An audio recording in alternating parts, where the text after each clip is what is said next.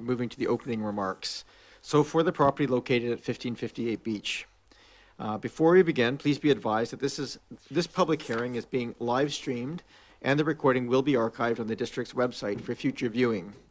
Personal information, including your image and personal opinions, may be collected and disclosed as part of council proceedings on the video.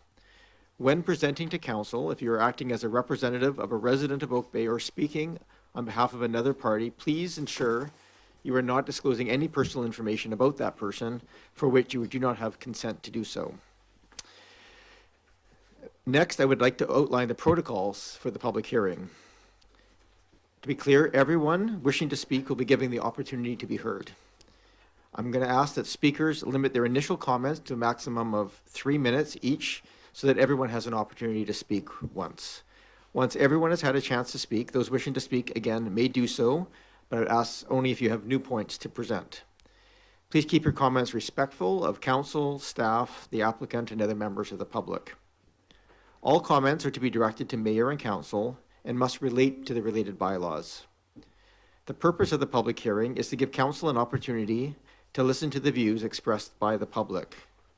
The public hearing is not intended to be an opportunity for the public to learn details about the application.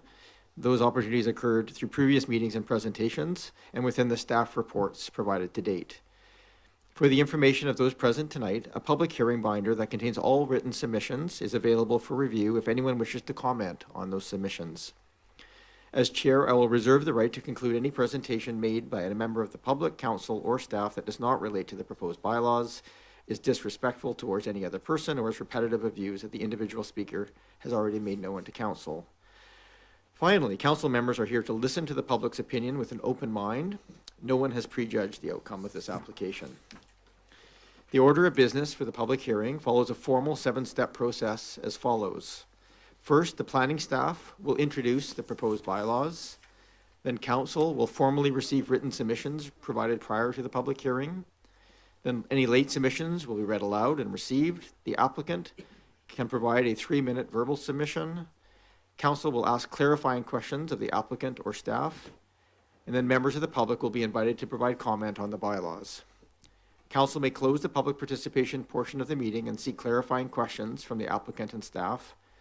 The public hearing is then recessed or closed as determined by council motion. So I'm going to introduce the bylaws. I now open the public hearing and invite planning staff to introduce the purpose of bylaws 4910, 4912, and 4913. And for that, we have the Deputy Director of Community Building and Planning, Mr. Green. Good evening, Your Worship and members of Council. This is a public hearing for 3 bylaws relating to applications that the district has received for the property located at 1558 Beach Drive. The 3 bylaws are an amendment bylaw to the district's official community plan that would have the effect of changing the land use designation in Schedule B of the OCP, the land use framework map, from established neighbourhoods to multi-unit residential in order to better align the existing multi-unit residential building with the OCP land use designation map. A heritage revitalisation agreement bylaw that would secure the protection of and improvements to the J.W. Morris House and protect the building through a heritage designation bylaw. In exchange, the legally binding agreement bylaw would allow an increase of 3 new rental units in the existing 7-unit apartment building and facilitate the future subdivision of 3 new residential lots, which will be developed with single-family dwellings, including 2 with secondary suites. And thirdly, a heritage designation bylaw that would formally designate the J.W. Morris House as a designated heritage property. That concludes my overview of the proposed bylaws, Your Worship. Thank you. Thank you very much, Mr. Green. I'm just going to seek a motion that written submissions received and distributed prior to the public hearing as attached to agenda item 2.2 be received. Moved and seconded. Any discussion? All those in favor? Any opposed? None opposed. We now have the reading of new submission. Has the corporate officer received any additional submissions after 12 p.m. today? No, we have received nothing further. Thank you. We then move to, I'll turn to the applicant if they're here. I would invite the applicant to provide a verbal submission if they so wish.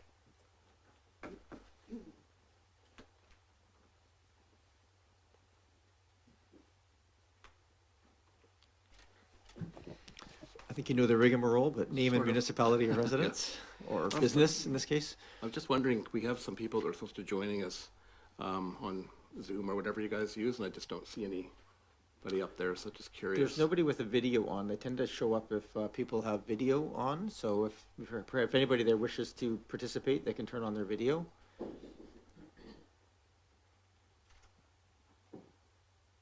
Do you have the names of the people who were going to be on Yeah, we there? were looking for Marco Simsik and He's Melissa on? Lim. Okay, I see a Marco Simsik on.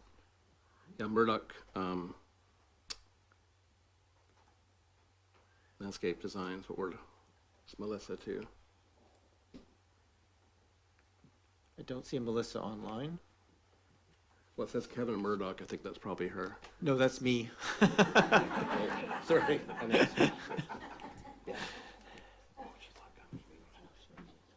Oh, okay, I get it, okay, sorry.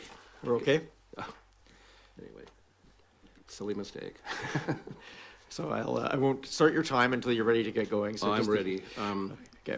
So anyway, good evening, Oak Bay Mayor and Council and local residents. My name is Russ Collins of Zebra Design, and I'm here on behalf of our client, Mike Miller, along with our coordinating professional, Marco Simsik. Melissa Lim hopefully will be joining us soon from MDI Landscape Architects. We're also here with Katie Kummer, our heritage consultant, and planning consultant, Mark Holland, that are here in person tonight.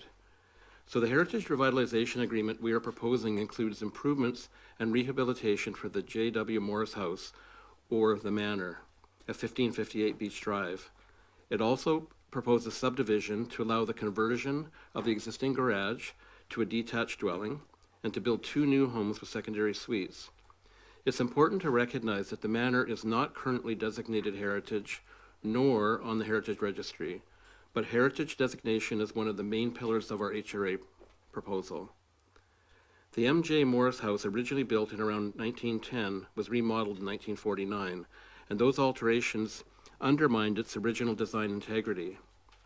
Our design includes several adjustments which will better incorporate those mid-century changes and be more consistent with the Tudor Revival design conventions. Building code and civil infrastructure updates will renew the life of the manor, and the grounds will be greatly improved by the proposed landscape plan.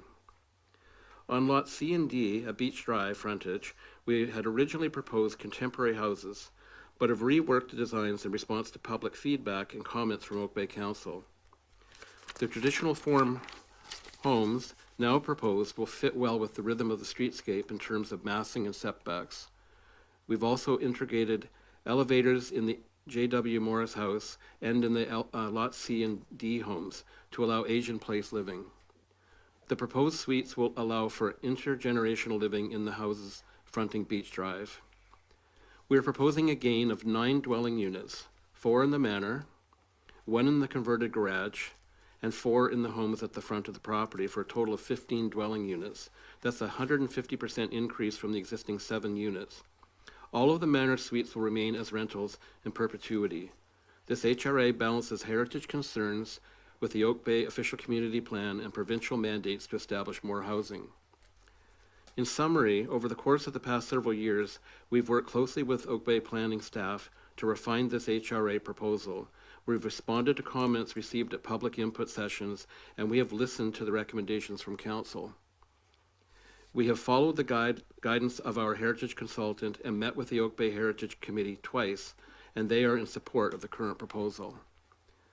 We are proud to present this initiative that both honors the past and delivers the housing our community needs today and tomorrow. Thank you for your time, and we welcome any comments or questions you may have this evening. Thank you very much. Are there any questions, either for the applicant or for staff? I'm going to just ask one clarifying question, just because of the nature of a lot of the correspondence that we've received, and I'll give this to Mr. Green. We've had a lot of inquiries about option 2 in terms of the restoration of the Heritage House. Just for the clarification of process here, we don't have 2 options in front of us tonight. We are seeking input on the specific of this one application. There isn't a second option in front of us to consider this evening. That's correct, Your Worship. Yeah, there is only one option that is included within that HRA bylaw that specifies the specific building plans for each of those 4 new lots, the 3 new lots and the existing lot, and so that is the proposal that is on the table this evening. Okay, thank you. I think it's just helpful to be clear about what's in front of us tonight. Any other clarifying questions from members of council? Please go ahead, Councillor Braithwaite. Thank you. I'm hoping that you'll consider my questions clarifying questions. They are in regards to what is being proposed on the lot and some questions for staff. So I'll start off with perhaps asking staff whether we've assessed whether the projected tax base or value gains from the new lots will offset the municipal servicing and infrastructure costs that'll be incurred from this development. Mr. Green, is that information available? Not specific information in terms of what the additional tax would be accrued. However, obviously at time of subdivision, obviously this development will need to adequately service each of those lots and connect to our infrastructure, and our colleagues in engineering and public works have not requested any significant upgrades to that infrastructure at this stage. Obviously that subdivision application hasn't been formally submitted as yet, but obviously in due course that subdivision application would be reviewed by our engineering department to fully understand whether there are any servicing upgrades, but I'm not aware through this process that engineering have requested any servicing upgrades to either the sewer, water or storm lines. Thank you. Councillor Braithwaite. Thank you. And then is there a possibility that council could require that the additional density or subdivision only be realized after the heritage restoration is completed or phased in? Is that a possibility? Hand that to staff. This is a complete heritage revitalization agreement, so it's an interesting question. Mr. Green? Your Worship, through you to Councillor Braithwaite, that is not how the agreement is currently drafted. The agreement that is part of the bylaw facilitates the subdivision as per the proposal, and then there are certain mechanisms in place to ensure that the rehabilitation and restoration and protection of the heritage of the J.W. Morris House comes forward. Thank you. Anything else? Yeah, I have a few more.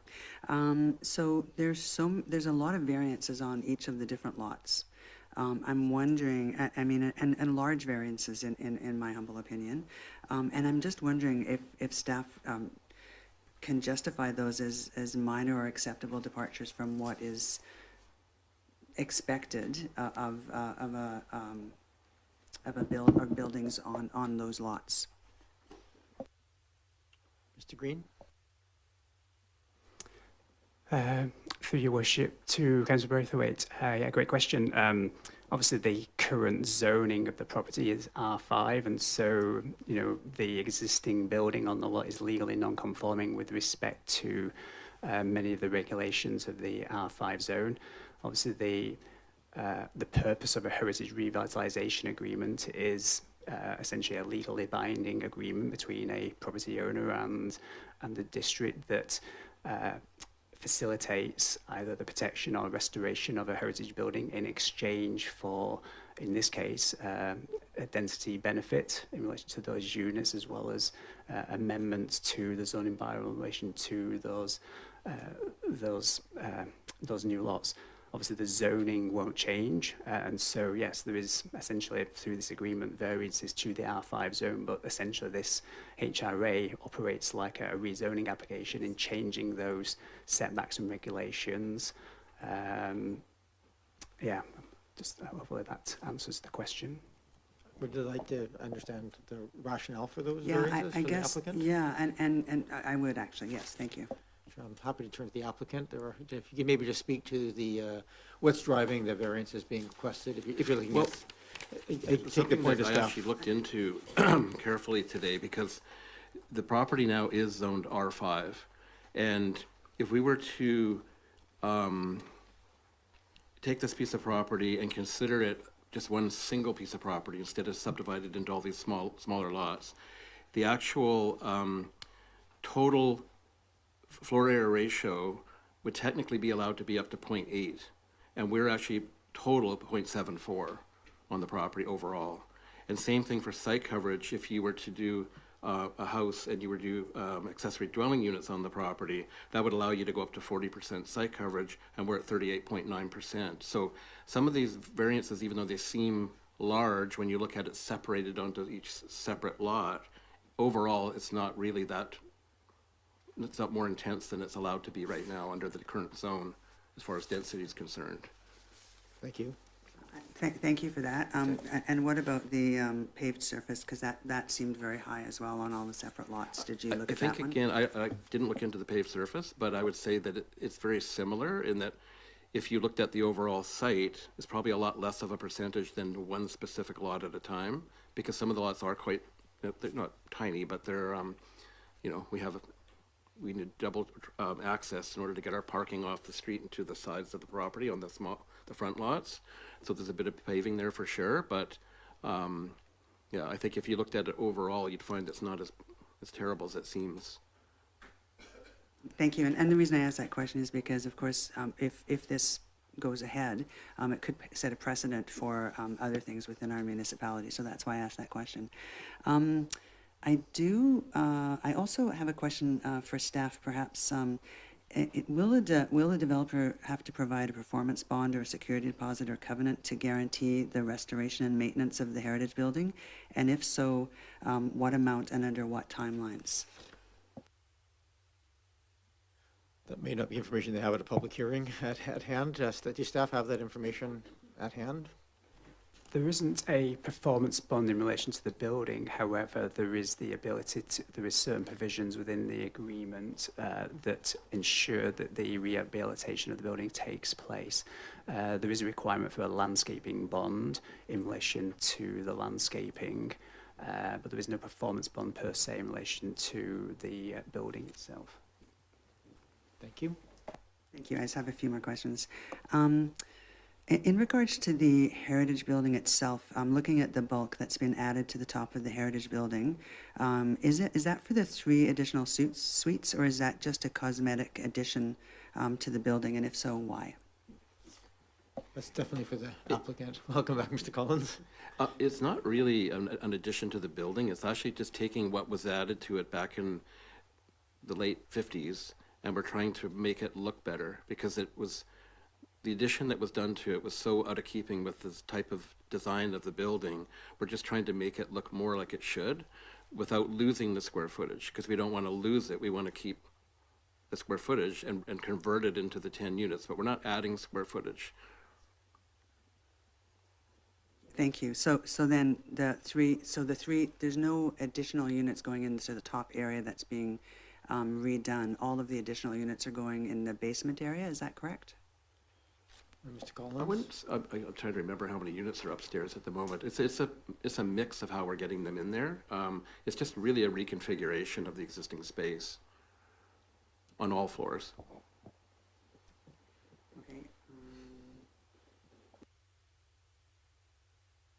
And if you can just remind me, and I'm thinking that this is within what I'm allowed to ask, the amount of trees that are having to be removed for the addition of the buildings, can you just remind me of that again, if you have it in front of you?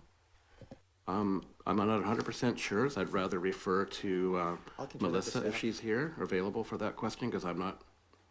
Sure, I might turn it to staff just as a technical answer if that's available. Sure, yeah, I believe, through your worship, to Councillor Braithwaite, the Parks memo that accompanied the staff report in December 2023, there were 8 protected bylaw trees proposed to be removed and 10 non-bylaw protected trees to be removed. Thank you. And then my last question is around, if I can find it. Right. Maybe staff can help me with this. As far as the dimensions, setbacks, and heights and lot coverage, etc., of the 3 new lots, how do they compare to the neighborhood average existing lots? Mr. Green? Your worship, yeah, I do not have that answer. Obviously, there is a a mixture of lot sizes within both the Prospect HCA as well as in the surrounding area. We haven't done any analysis in relation to the lot sizes of those other R5 lots. Obviously, the minimum lot size of the R5 is 558 square metres, and there are probably a number of lots that don't meet that minimum lot size currently, but we haven't done that analysis to understand how big or how small each of the lots that are in that Prospect HCA are. Thank you. Thank you. Thank you. That concludes those questions. Are there? Oh, one more question. I lied. Go ahead, I'm so Councillor sorry. Braithwaite. So just, my concern lies around the heritage building, and if there's cost overruns for when you're redeveloping that heritage building, will the project still proceed without compromising the heritage work? And that's, I think, a question that came strongly from some members of the public. Sure. Go ahead, Mr. Collins. I actually wouldn't mind if Mr. Miller could come and help me answer that question.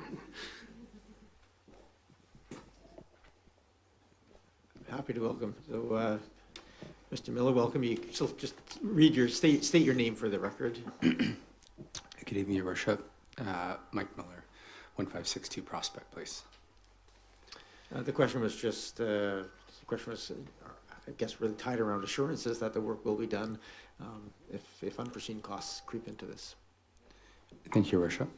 Through you to Councillor Braithwaite. I would probably defer, if I could, to staff who have this quite thick document that is worked on by the solicitors, both ours and theirs. But there is levers and metrics within the HRA document that would protect the intent of that, and I can't remember all the specifics, but it's quite circular and binding, if I recall. If that would be okay. Sure, absolutely, and perhaps the staff can just touch on how those are managed, and maybe just be clarified whether that applies specifically to the heritage assets that are identified within the project, or if it's more broad than that. Through you, Your Worship, to Councillor Braithwaite. So, yeah, on page 12 of the HRA agreement, there is a section 17, which talks about enforcement by the district. That talks about how the district could take enforcement action to ensure that the heritage building is restored. And there is also in relation to a notion that within, where's the agreement? Yes, in relation to the owner shall come on section, or page 7, section 4.10, that is under the section of the work. There is a section there that says the owner shall commence and complete all actions required for completion of the work within 36 months following the date on which the owner deposits the subdivision plan in the Land Title Office. So there is also a clause there that requires all the work to be completed, as well as the ability for the district to obtain a court order if the applicant fails to undertake those necessary works. Thank you very much for the clarification. Thank you both. Any other questions from members of council? All right, let's thank you very much. We've completed the applicant presentation and clarifying questions from council. So this is the public input portion of the meeting. For members of the public attending in person who wish to speak to council, just please raise your hand and I'll invite you forward. For members of the public on Zoom who wish to speak to council, please use the reactions tab at the bottom of the screen to raise your hand. If you have joined by phone, please hit *9. I always like repeating *9, not #9, *9 to raise your hand. If you are watching the live webcast and wish to speak to council, please join the Zoom meeting using the 855 number and the passcode as presented on the top of the agenda. That's passcode 604222. Please note that your name and comments may be recorded in the minutes of the public hearing and form part of the permanent public record. I'm just going to ask, if you can, to please begin your presentation by clearly stating your name and municipality of residence, and then stating whether you are in support or opposed to the proposed bylaws, and then provide your comments. I will keep track of time. I'll try to keep people to 3 minutes, as I said at the beginning. If you run out of time, you're welcome to come up and continue speaking, but just to give everybody the fairest possible time with that. I'm also just going to ask, because we're likely to have people with opinions on multiple sides of any issue. We usually do. So we just ask that people listen respectfully. We certainly will. That means essentially refraining from cheering or booing if you're in the room. If you haven't been here before, it can be very nerve-wracking sitting at that table and speaking to council.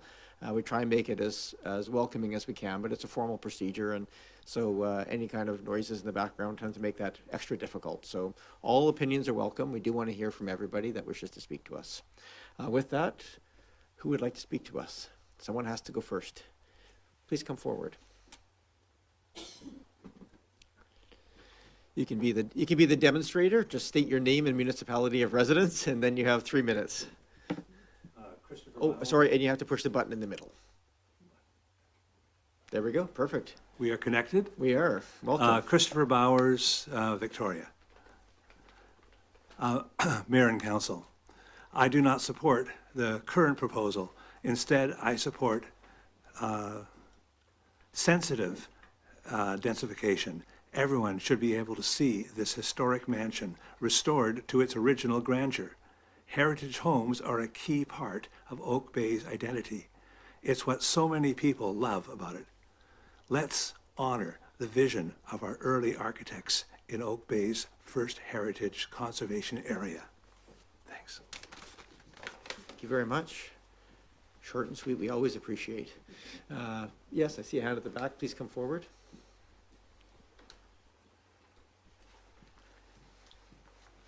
Thank you, Your Lordship. Thank you, everybody else. And staff, thanks. So just name and municipality of residence? Yes. Okay, my name is Michael Arnasia, and I live at 1237 St. David Street here in Oak Bay with my family. And we've been here for the last 17 years, and we moved over from Vancouver. We chose Oak Bay for the same reasons of most of everyone else who lives here: the beauty, the character of the ocean, and the heritage in the community. So our home was a 1900s renovation project that took 3 years and more time and money than I could ever imagine. But we did it, and we did it because of the love of what's in the building. We've always been passionate about heritage and designation, also century homes, the characters in them, and a big part of what makes, for me, Oak Bay really special. It's the wood. I'm also in the construction, restoration, and heritage kind of building. So I own a company called Griffin Restoration, and my family's also been in the multi-family commercial industry since I was 12 years old. So we've restored really big buildings and even built them. That's in Vancouver. So most of my work now is related to helping people who go through problems and dealing with fires, floods, structure rebuilds. So I understand what it takes to bring these buildings back to life, and I understand how to do that. So when I saw this project in particular, the 1558 Beach Drive, it took some time to go through a bit of it. And I don't comment on a lot of buildings, but when it's heritage, I get involved. So what stood out for me is the driven by passion and care. It takes a lot more than just a profit incentive to even consider something like this. And from my personal experience, I can say these aren't easy, and it's expensive, and it's a commitment your whole family has to make. This new design by Russ Collins and Zebra caught my attention because they changed into something that I can say that I'd be proud of. I wasn't a big fan of the earlier plans, and I wouldn't be here if those were here. I also really like the idea of the carriage house. It's good, and it's a smart way to keep these buildings alive for like the big bus company or whoever, even people walking by to look at them. Because currently, the way that the house is in its current state, it's not really worth driving over to go look at. But through this heritage revitalization agreement, I think it might be something attractive. So hopefully it'll be restored, and with the right agreement, it'll be restored in long term, and it'll add a bit more rental homes. So that's good for our perpetuity. So that's a big win for the next generation. From what I understand, this process has taken like a long time, and it takes a long time to do this. Lots of discussions and compromises, the big binder, and the applicant's work. These processes aren't simple, and this one sounds like it's going in the right direction, and it sounds like we're here. To me, this is something that I do support, and I really appreciate working with all of you.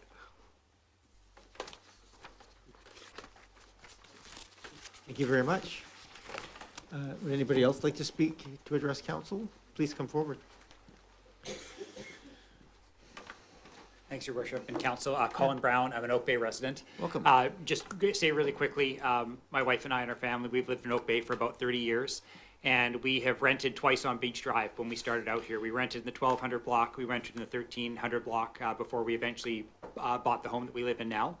I remember at those times, this is decades ago, we actually looked at this house for rental many decades ago.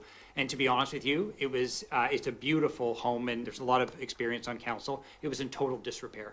And it was really quite sad because it is such a beautiful part. We drive past it all the time. When I became familiar with this project, I am in support of the project. What I like about it is this, as a longtime Oak Bay resident, obviously there's lots of provincial pressure to increase density, and I think it solves that. I would like to see something done that actually maintains the heritage of that building. And from my perspective, I think there's not a lot of opportunity to actually do it right. I personally think, again, I'm not a developer myself. My wife and I, we built our own homes at a very small scale. It's a very expensive endeavor to bring the heritage building back up to its true grandeur. And I suspect that's probably why it hasn't been done for several decades, is because it's just so expensive. So as an Oak Bay resident, if we can find a developer who's interested in increasing density, saving the heritage, and actually creating a great space, I'm in favor for that. Obviously, Mr. Miller is a resident of Oak Bay. He has done buildings in Oak Bay before, which I think we're proud of. So I just speak in support of it, and thanks so much for your time and consideration. Thank you very much for speaking. Next speaker, please. Please come forward. And then,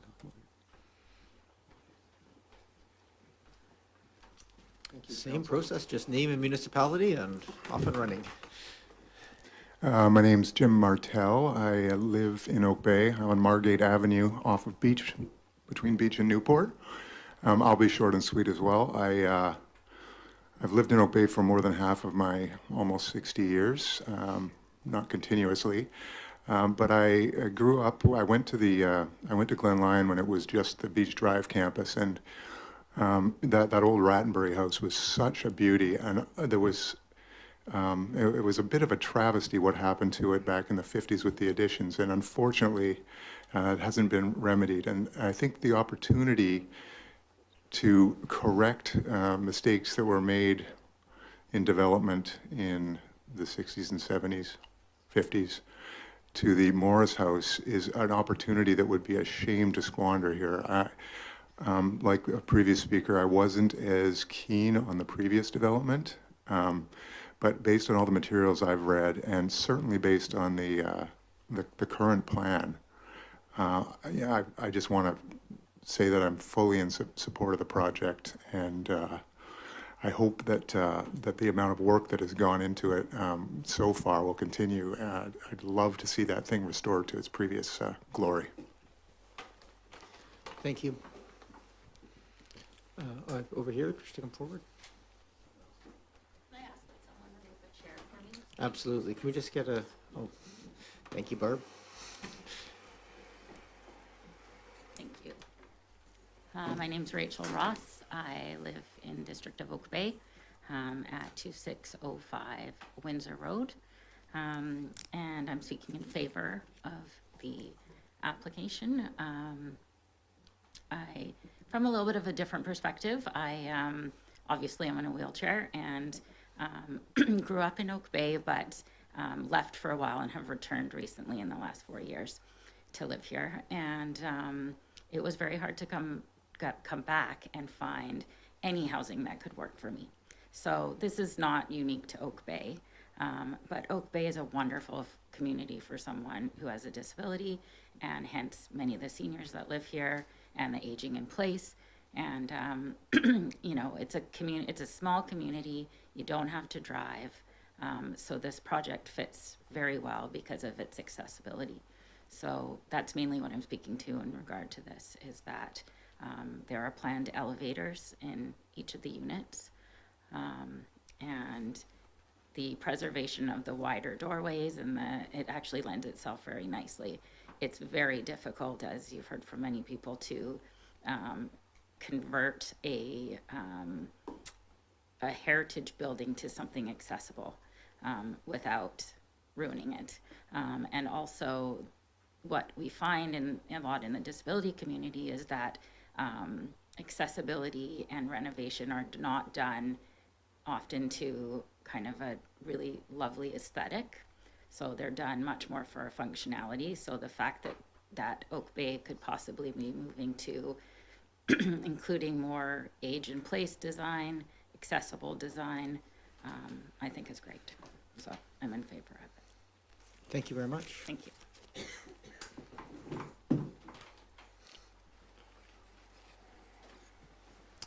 Next speaker.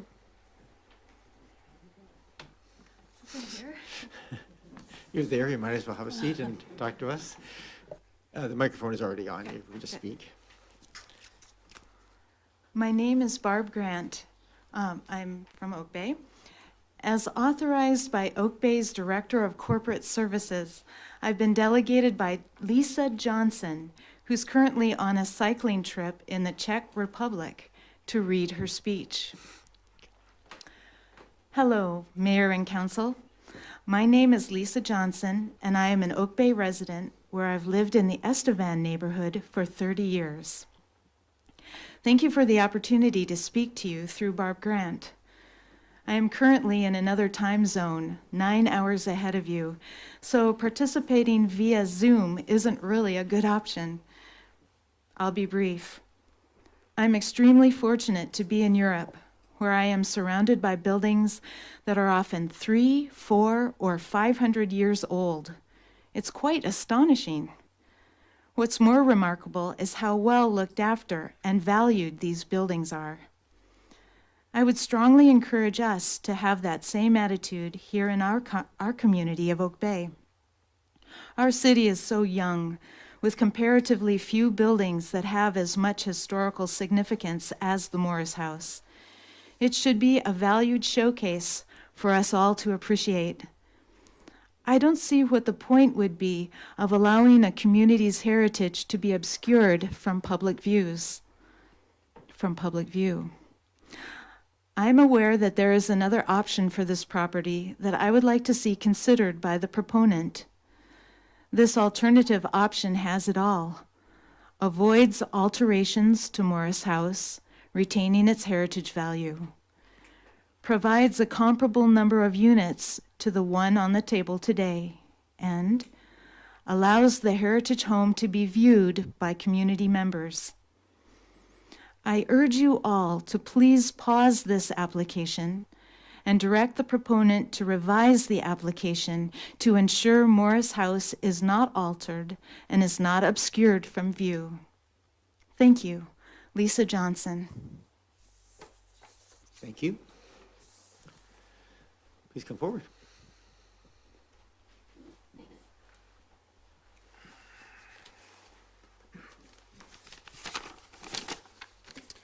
Good evening, Mayor and Council. My name is Grant Evans. I'm a resident of Oak Bay, and I live at 622 Inglewood Terrace. I'm here tonight to express my strong support for this revised development proposal. This updated plan reflects, in my opinion, a thoughtful and respectful approach to heritage preservation while also addressing Oak Bay's pressing need for more housing. The addition of two tastefully designed house structures on the underutilized front portion of the property introduces gentle densification that complements the character of the surrounding neighborhood. The proposed height and massing are also modest and well within the scale of the surrounding houses. I'm particularly encouraged by the inclusion of secondary suites, which will provide much needed rental housing options in our community. The developer's use of a heritage-inspired color palette and integration with the existing cobblestone foundation enhances the timeless charm of the site and ensures it remains a valued part of our streetscape. The addition of bike parking facilities also supports Oak Bay's sustainability goals and encourages active transportation. In my view, this proposal strikes an ideal balance between honoring Oak Bay's heritage and embracing a sustainable, forward-looking housing solution. I commend the developer for the creative vision and commitment in bringing this project forward during a very challenging time in the development community or climate. Thank you. Thank you very much. Next, Cam, please come forward.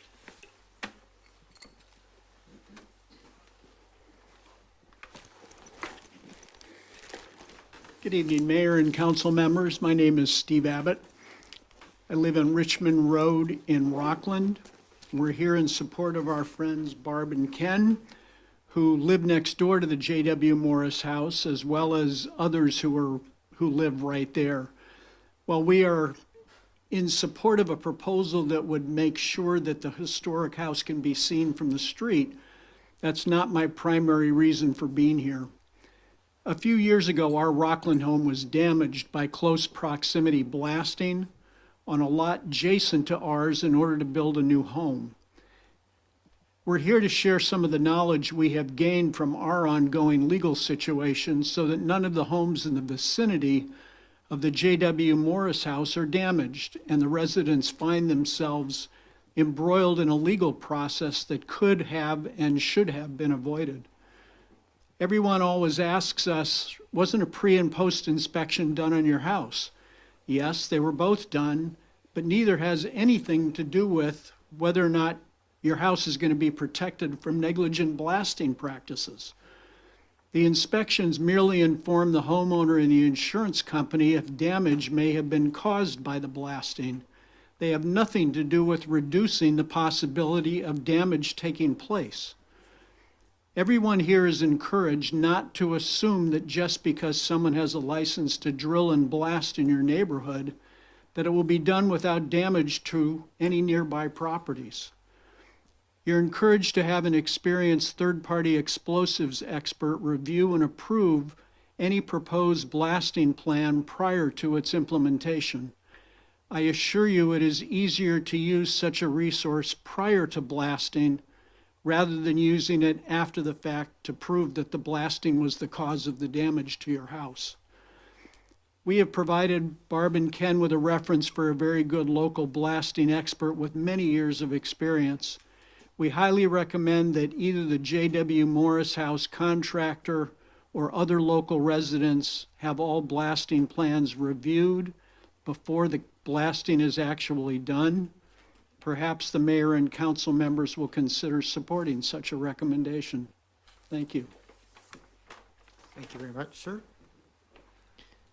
Next speaker, and again, I'm going to remind anybody who's online and wishing to speak, you can just use the React tab within the Zoom app, and or if you're on the phone, you can hit the *9 to raise your hand. Could I have these passed up to council? You may.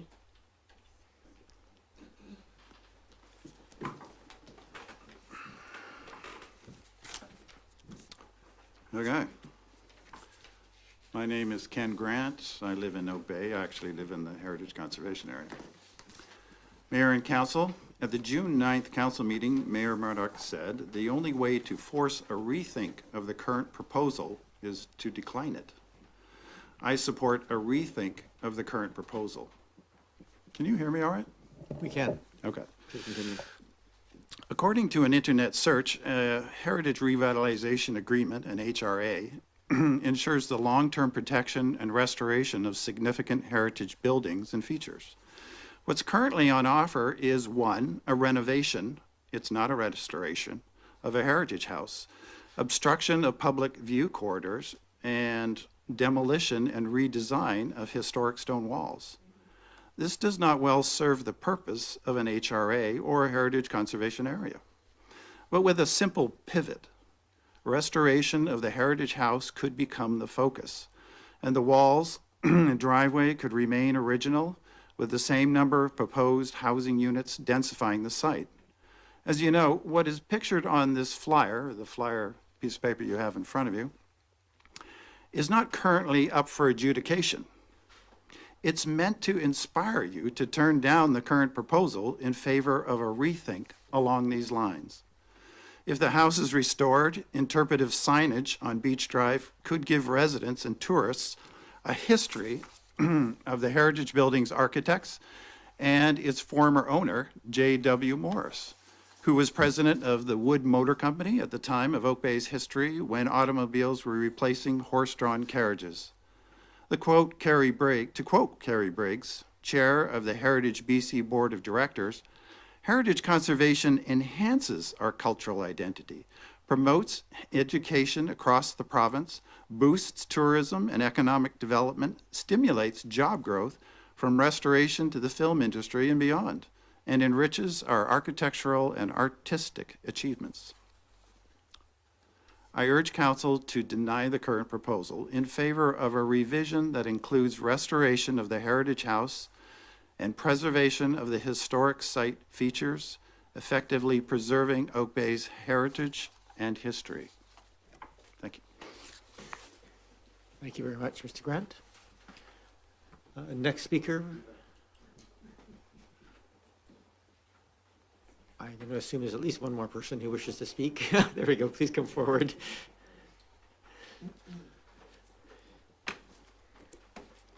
I'm Lonnie Bowers. I live in Victoria. Welcome. I could say what he said.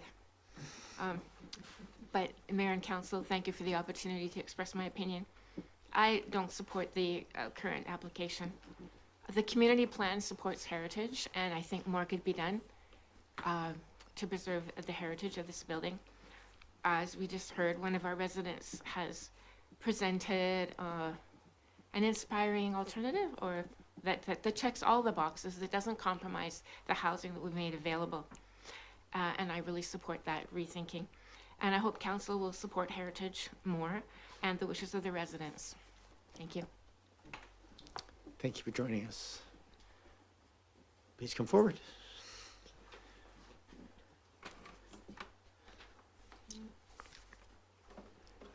Good evening, Mayor and Council and members of staff.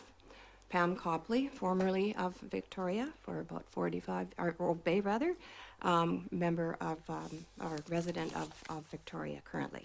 I've already sent two letters in support of this project. Just a comment, change is hard, but it is how you manage it that makes the difference. You may remember that from the 2014 OCP. That was sort of the objective of that whole project. The project before you presents an opportunity to improve, upgrade, and increase rental housing while retaining this landmark heritage structure, which has been deteriorating for many decades. Losing it because it becomes unsafe due to neglect would represent the change we do not want to see in Oak Bay. Currently, a substandard rental accommodation of 7 units, the project, if approved, will increase the number of units to 10 and greatly improve the quality of the accommodation provided by meeting today's health and safety standards, as well as accessibility, as Rachel has pointed out, and aging in place requirements, which many of us are going to need very soon with the installation of an elevator. This very tired building has the potential to be brought back to life through significant financial investment on the part of developers, and to continue to serve the community in a much improved form, as well as being protected in perpetuity through heritage designation. Mr. Collins has also already mentioned the change in the design of the new houses being proposed from contemporary to something more sympathetic with the existing fabric of the streetscape, so I will not go into that. And in terms of how this is being proposed, the Heritage Revitalization Agreement is effectively a comprehensive master development agreement that provides the opportunity for open negotiations between the property owner and the municipality. And in this case, in an effort to retain and revitalize historic places as permanent and useful community assets. And as I understand it, it does not set a precedent because each HRA is a separate and independent negotiation. With recent provincial initiatives, we're experiencing what forced development can look like. Unlike this application that has been reviewed and vetted through years of process with staff, council, and the community, the applicant is well qualified, experienced, and willing to do the work, and has the money to do the work, I might add. The application ticks the boxes through the upgrades being proposed, by adhering to the requirements of the municipal approval process, and most importantly, addressing a great need for housing in the community. Please support this creative housing proposal. We don't need another historic house museum. Thank you. Thank you very much. Next speaker, please. Please come forward.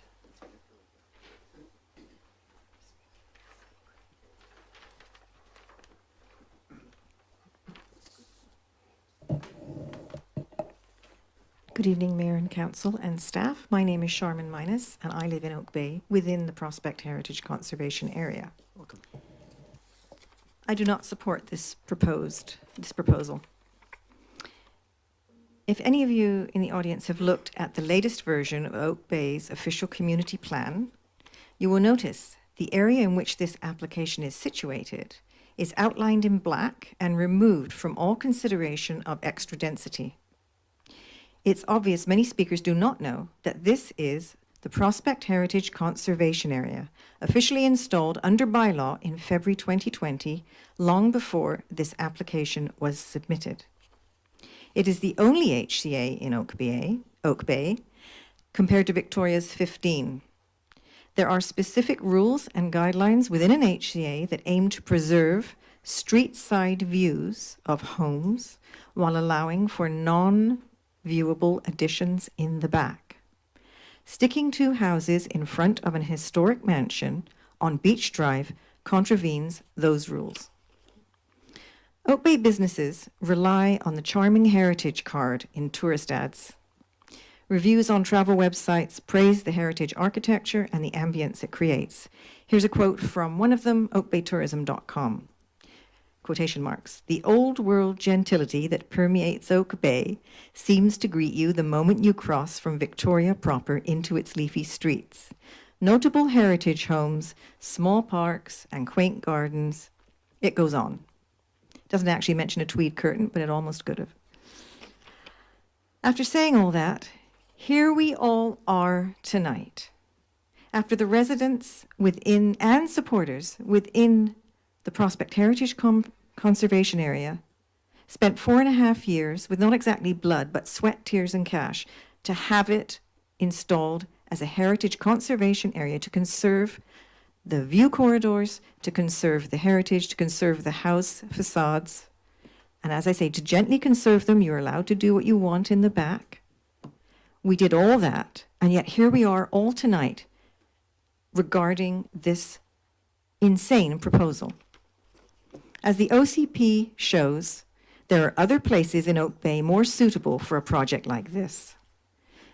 I did the math. I did the math on Google Earth. Oak Bay is 140 times the size of the Prospect HCA. There are other places the applicant could stick those two houses. Respectfully, please deny this application. Thank you. Next speaker, please.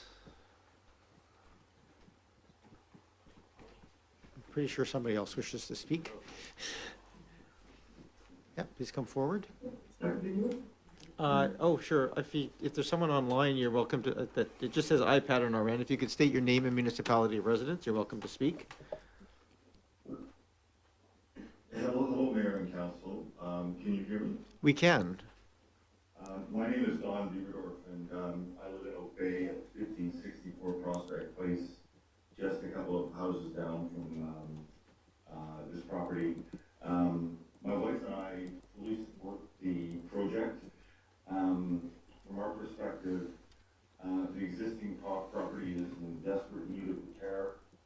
We're happy to have a fellow neighbor step forward and spend the money to redevelop the property.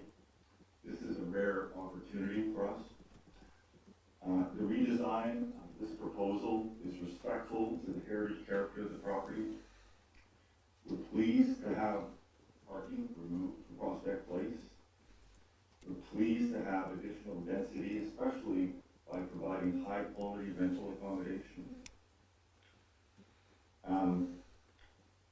In closing, we think that the property or this proposal reflects the proper balance of heritage, preservation, and densification.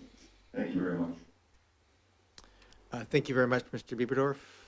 Next speaker, please. Good evening, Mayor and Council. John Armitage. I'm a Oak Bay resident for 35 years. I'm also an architect, and I have a significant amount of heritage conservation and restoration experience, more than most people.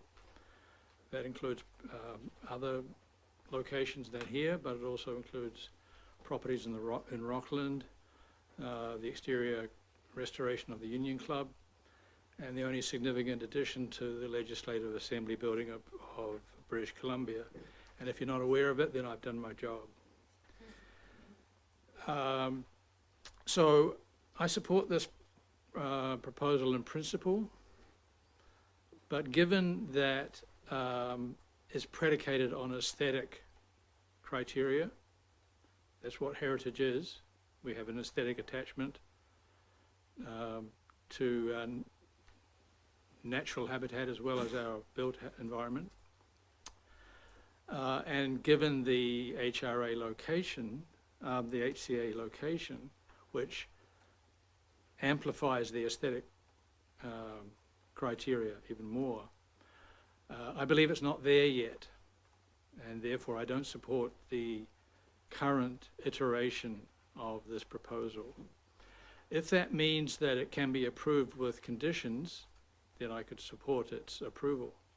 If it's an up or down vote that you just have to approve it as is with no conditions, then I can't support this proposal. You have in your package a submission I provided in early June, which essentially outlines it, and I'll summarize that very, very briefly for the record. The applicant has done an extraordinary job with the Morris House, but it's now very top heavy. And I believe it could be refined such that the accommodation would still be preserved. Some of the previous additions that were done in the 50s could be removed, and the roof line could be modified. Those are refinements.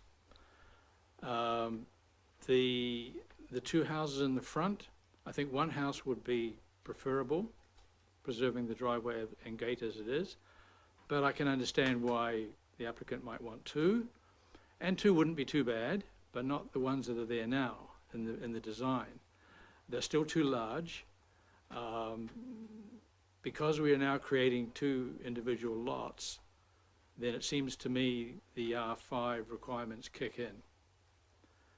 So the two designs that are proposed could be slimmed down, their profiles could be refined, they could be bedded into the ground, they could be pushed further out a little bit, and in particular, the property on Lot D needs to be pulled away from the critical drip line, critical root zone of the big oak tree that is there. Currently it's encroaching, and it could be reduced quite easily without and lessen that encroachment. So my acceptance or otherwise of this proposal is conditional upon the process. So I think that concludes my remarks. Thank you very much. Next speaker, please. Just raise your hand. I'm happy to welcome you forward. Please come forward.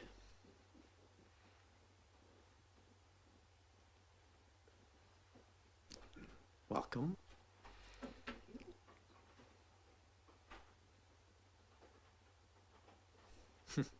Is it not? Oh, there it is. Fourth time lucky. My name is Betty Molnar, Oak Bay. Welcome. Each and every one of you on council will have to look deep within yourself as to why you would even think of approving these amendments within an existing HCA. Oak Bay Municipality enshrined this area after many, many months of work and public money spent to make this its one and one only area to create a heritage conservation area, to showcase and to protect its history, heritage, and value to the community. This is not NIMBYism, but it is in fact Oak Bay, knowing this importance to its future. The two houses proposed in front of 1558 Beach Drive obstructs the attribute, which is the view of the house from the Beach Drive road frontage and the conceptual nature of the landscape within its walls.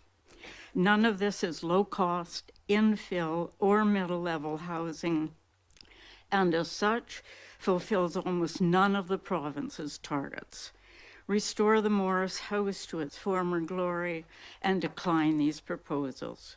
Perhaps suggest to the developer areas more suitable to his ideas and in line with the province. Thank you. Thank you very much for your comments. Please come forward.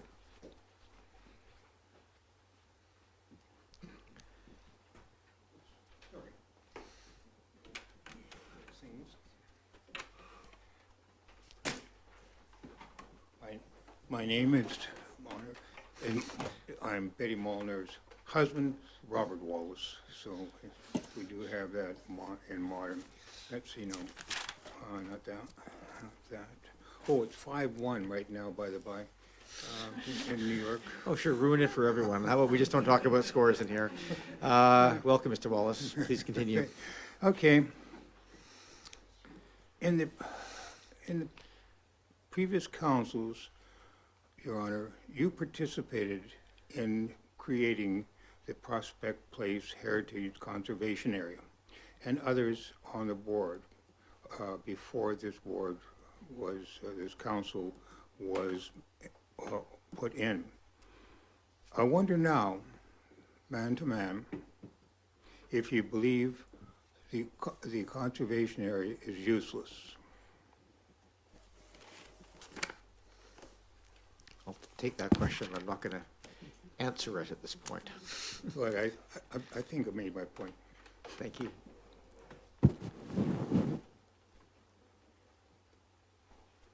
Anybody else wish to speak? Please come forward.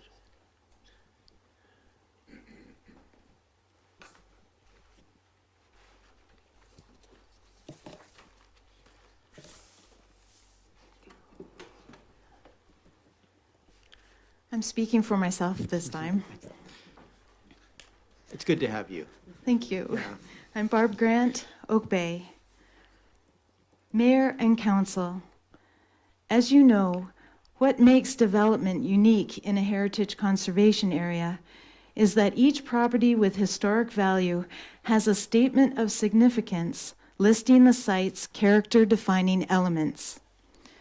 According to various AI internet searches, an HRA is designed to incentivize the restoration and preservation of these character-defining elements in exchange for subdivision. Density can occur, changes can be made, but the character-defining elements are to remain safe throughout the approval process. But with the current HRA on offer, this is not the case. The Morris House is proposed to be renovated instead of restored. The stone wall on Beach Drive to be redesigned. The stone wall off Prospect Place that borders the approach to the Heritage House is set to be demolished. The driveway that winds from Beach Drive to Prospect Place, so unique, will be cut off, and two large houses are proposed to be constructed that will block the public's view of the Heritage Mansion. Imagine going to the Royal BC Museum to view what's known as the First People's House. When you get there, you're met by a sign that says, "Site closed for renovations. We've decided to add a second story to the Longhouse. And in addition, we'll be putting two woolly mammoths in front of it. Don't worry, between the mammoths, you'll still be able to glimpse the Longhouse." We know that the Prospect neighborhood is not a museum, but Council has set it aside as a heritage conservation area, a place to promote tourism and education by highlighting the work of Oak Bay's early architects. The Morris House, designed by James and James, is the centerpiece of the neighborhood along Beach Drive. What will visitors from other parts of the city and tourists think of us if we alter and hide what they're interested in seeing? We have a petition signed by well over 1,000 people who would like to see the Beach Drive facade restored, not renovated, and public sightlines to the heritage asset retained. The current application states that the Morris House is in stable condition, so council has an opportunity to deny what's on offer, thank the applicant for his work so far, but based on strong community feedback, to please consider returning with a revised application that includes restoration of the mansion and open public view corridors to ensure future success. Let's see the character-defining elements restored and protected in exchange for subdivision, with no mammoths blocking the view. Thank you, Ms. Grant. Next speaker. I'm going to just invite anybody who's online as well to raise your hand if you wish to speak. I don't see other hands in the room at the time. Does anybody wish to come forward? Please.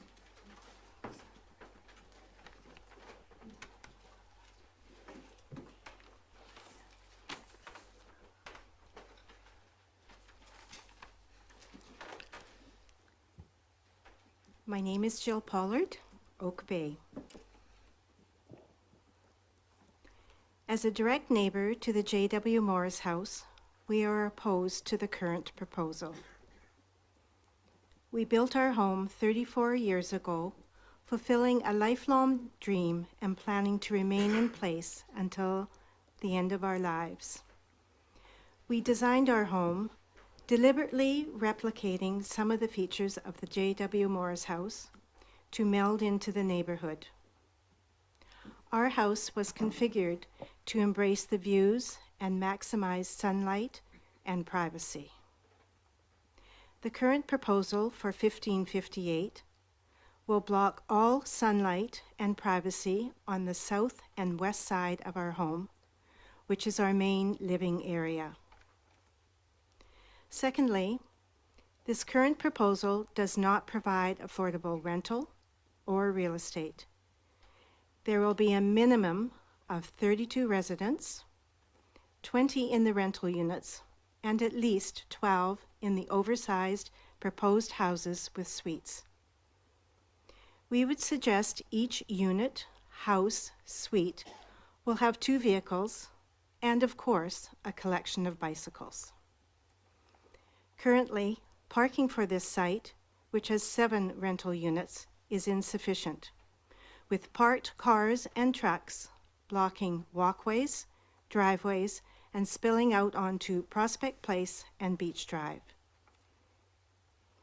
Thirdly, we have spoken to hundreds of folks who stopped to ask about the changes, and we can honestly say the majority, 95%, are against what has transpired in the area.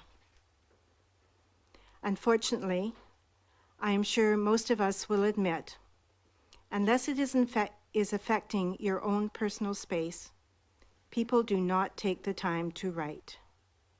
I am sure the council chambers will be filled with airdropped supporters, but once the hearing is over, will never frequent the area again. Certainly a false indication of the wishes of taxpayers of Oak Bay. Finally, we would like to comment on the importance of heritage. A committee was formed a number of years ago, and our current mayor, plus a salaried heritage consultant, were part of this group. Documentation and bylaws were put in place to protect Oak Bay's first heritage conservation area. This now seems to be a waste of taxpayers' hard-earned dollars, as it does not appear many of our current council members are supporting the guidelines in place. We would like to be put on record that we would certainly support a more sensitive approach for this site. It is incomprehensible a few members of this council will decide the fate of our vision. We will be moving on and leaving our dream behind. Thank you. Thank you for your comments. Anybody else wish to speak to council this evening? I would like to speak. I'm online. Yes, please just state your name and municipality of residence and. Thank you. So my name is Deborah Jones. I live at 2420 San Carlos Avenue.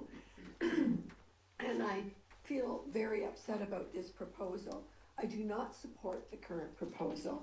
Instead, I support sensitive densification. Everyone should be able to see this historic mansion restored to its original grandeur.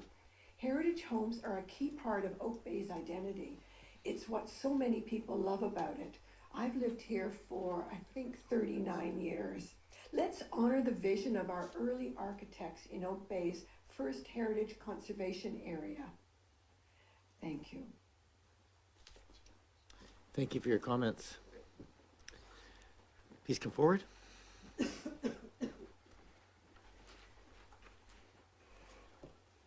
My name is Jan Mears, and I live in Oak Bay. My comments are going to be very different from others. I'm Carrie, I'm dragging you into this. Carrie and I have a heritage in Toronto going back 5 generations. And our relatives came from Norfolk in England, and they intermarried. So we're 5th cousins, several times removed. But if you travel around in Toronto, Carrie or myself could show you the buildings, the homes, the buildings they built back in between 1800 and 1900 in Toronto, because they still stand today. But they didn't stand still. So the homes they built are now part of the University of Toronto. One is a Baptist seminary, another is the winter building for the Royal Canadian Yacht Club from Toronto Island. The distillery district. Anybody know Toronto? Our relatives were Goodrum and Warts, who started the distillery in Toronto and got rich during the Prohibition. Another side of the family in my situation was the Christie family. The Christie main house is at 29 Queen Park Crescent, still stands today as part of U of T.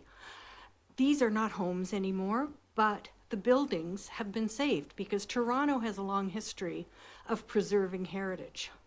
And I think we do too, but it doesn't mean that the buildings stand still. They go through different uses and they're made livable again or used again for different purposes that suit the times of the day. I think what Mike Miller does, and I've supported him before and I'll support him again, is one of the few developers in this community with a passion for heritage and restoring these homes that cost so much money to restore. I think we should be grateful that we keep some of these homes instead of making it as difficult as we do make the process. So I stand in favor of what is proposed. I think it's exciting. I think it is contemporary, and I think that it's great that this is happening. And to those of you who live in the HCA, lucky you, it's a lovely part of this community, but it doesn't mean that you get to tell him or the rest of us what should happen to a beautiful home that he is willing to restore and make livable again. So I support it, and I look forward to seeing the next iteration and the next life of this wonderful home and that area. Thank you. Thank you for your comments. Next speaker. I don't have any other hands that I've seen, so if you wish to speak, don't be shy. Just stick up your hand and come forward. We do want to hear from everybody that wants to talk. I don't have anybody else online. Oh, there we go. Yeah, come on in. The microphone is already turned on, so you can just have a seat and introduce yourself. don't have to give your address again, just your name and municipality. Thank you. My name is Leona Frenette, and I live at 3142 Woodburn Avenue. I'm here to support this development. I've looked at the plans, and I can say that nothing is ever perfect, but sometimes we're able to strike a balance. And for me, this does strike a balance. In these times, economic times, and times where housing is so needed, it is very difficult for developers to come forward and protect what is dear to us. And I think that we should be embracing this. It may not be perfect. It obviously needs some sort of balance there, and I think that in Mike's consultation with the immediate area, he has shown what he can do. I think that the heritage component is very important, but we have to remember these restorations cost an awful lot of money. And if the public's not prepared to put money up for that, then we have to depend on private investment. That type of investment doesn't come easily. I think that we as a community should be working to find ways to increase our densification without losing our charm and the beauty that is Oak Bay. That's all I have to say. Thank you. Thank you for coming this evening. And looking for anybody else, please come forward. You've probably figured out the system by now, name and municipality, and then off you go. Robert Wyatt, Oak Bay. Welcome. I grew up on Shady Lane, spent my childhood there, and have since moved away. However, my family still maintains a residence there, and I enjoy spending time in the district, working there. I should disclose that I do work in the industry of construction, and participated in one of the largest heritage revitalization renovations in the Victoria history on the Customs House. I fully support this proposal as it stands and would urge Council not to lose the opportunity to restore a beautiful home to its palatial grandeur that it once held. And a part of that is obviously the HRA that needs to allow for the financials to make sense on a project of that scale. And I have confidence that the council has done their due diligence in preparing the HRA, as well as staff, and I thank them for their time and urge them to support. Thank you. Thank you for your comments. Yes, people do not have to stick around to the end. We're not making decisions tonight either, but I think we don't have a lot of other hands popping up here, so I have no other names on, or hands online. So if you wish to speak, please speak up now. Okay, I'm just going to invite people. Speakers are invited to speak a second time if they are providing new or additional information. It's the same process as first-time speakers. So I'll make the second call for public input. This is related to 1558 Beach Drive. Yep, please come forward.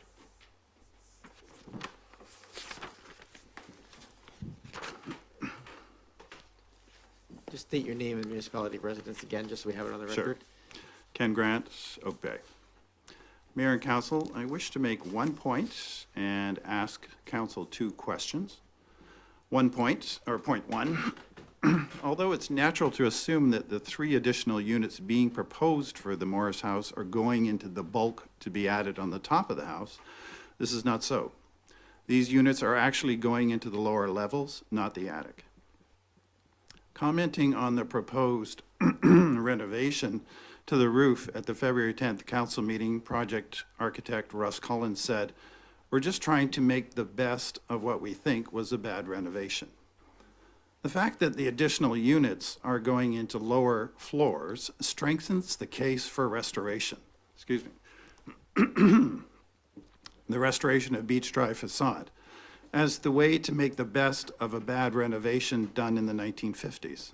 Since the guidelines recommend against changes that are incompatible with the original building's form, scale, and massing, as well as recommending multi-unit conversions to have a minimal effect on the external appearance of the buildings. I ended in the wrong sentence, but anyway, this is getting rough. My first ask relates to land use. I'd like to discuss the proposal to amend the OCP to change the land use designation from established neighborhoods, current height limit 2 stories, to multi-unit residential, current height 3 to 8 stories. Neighbors are concerned that this could open the door to an 8-story building in the future if the building is gone. The applicant is not proposing more stories than the current 4. Since the HRAs are powerful and flexible tools to create unique agreements tailored to specific properties, would council consider amending the current land use designation to multi-unit residential, current height limit 4 stories, instead of the standard multi-unit designation of 3 to 8 stories? My second ask relates to blasting. The property under review includes the historic Morris House, historic garage, mature Gary oak, stone walls, and neighboring designated and scheduled heritage houses, all in close proximity. According to AI, dynamite creates significant noise pollution, ground vibration, fly rock debris, and harmful gases, all of which can damage surrounding structures and the environment. In contrast, expanding grout is significantly less harmful to the environment than dynamite because it is a non-explosive, non-toxic, and non-polluting agent that produces minimal noise, dust, and vibrations. Though I'm not a blasting or an expanding grout expert, I'm not sure how this could be dealt with in an HRA. Would council please consider an amendment to include the use of expanding grout instead of dynamite? Thank you. Thank you very much for those additional comments, Mr. Grant. Welcome. Anybody else wish to address council for a second time or a first time? If you haven't spoken yet, you're welcome as well, of course. Yeah, please come forward.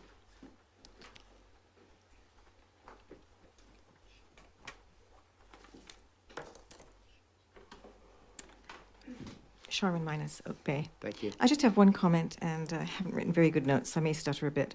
But it's to do with native middens and things. There was one found just opposite the Morris House, just up the hill across Prospect. That whole area, I once was privy to have a look in the archaeological branch at a map of the area and what they thought would be highly likely to contain middens or other archaeological things of that nature. And one of them was the Morris House, the lawn in front of the Morris House as it goes down to the beach. And I would like to see some sort of exploration of this before anyone puts even a spoon into that earth. Because what happened across Prospect on the other lot was a lot of it was dug through before it was reported. And it was more than 60 feet long, full of shells, and had to be properly explored. So I would hate to see it something accidentally uncovered. That's all I have to say. Thank you. Thank you for that, Ms. Minus. Anybody else wish to speak to council on 1558 Beach? Okay, please be reminded that this... Oh, is this for a second time? Yes. Please come forward.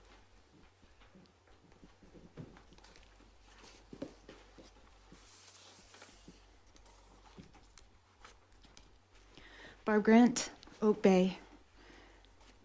Mayor and Council, I've been giving thought to what makes Oak Bay, or any city, beautiful and a joy to live in.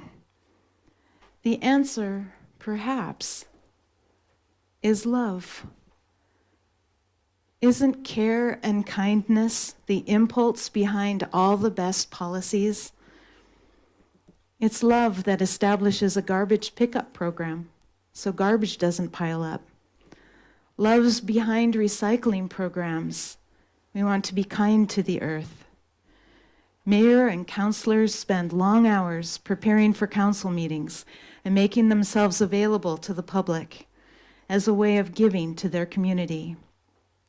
Staff take care of countless details to make things run smoothly.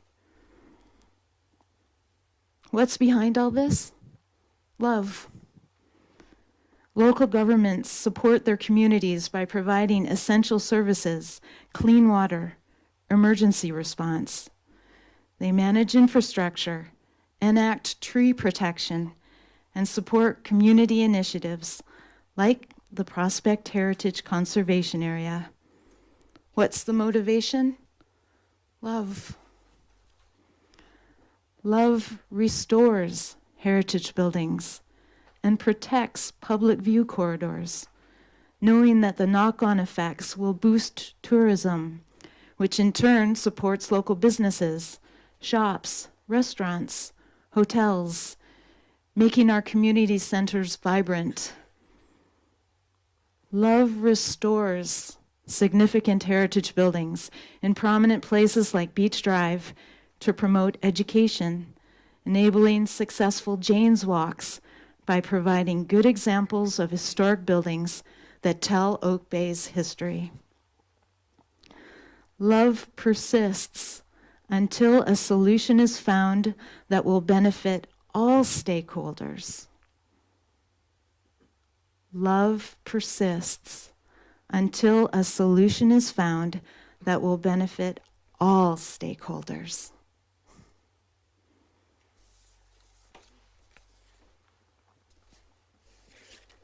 Thank you, Ms. Grant.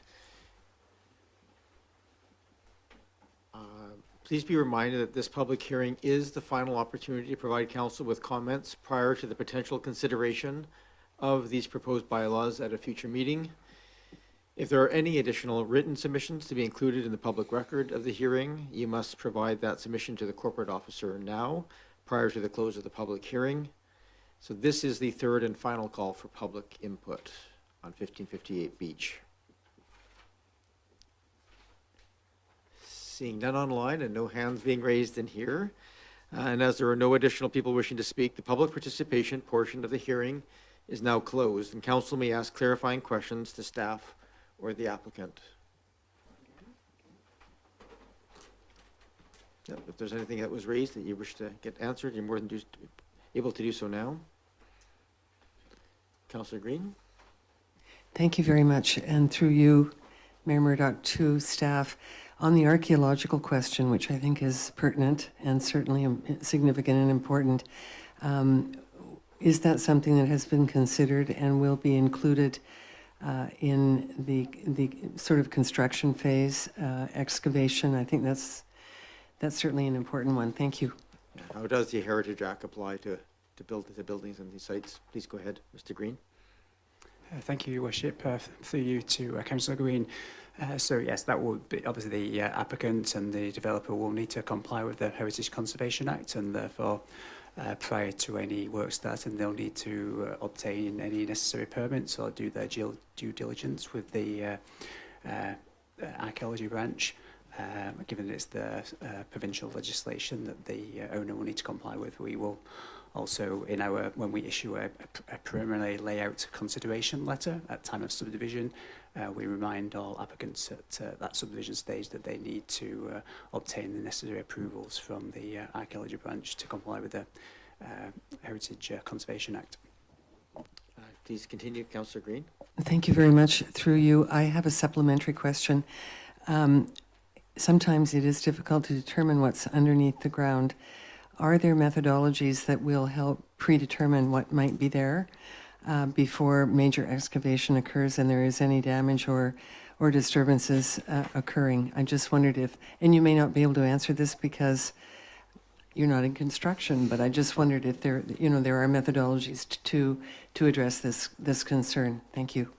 Thank you, Councillor. I'm just going to say that I think it's probably a little out of the scope of the public hearing question. I think that would essentially turn to a staff procedural piece to make sure, and I think given all parties are required to comply with the law, that's probably the extent of our consideration here.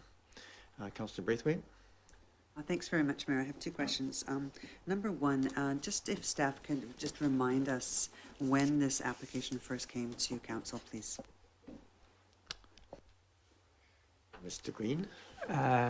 So the application was opened by staff on in May of 2023, and then it was first presented to council on December the 11th, 2023. Please continue.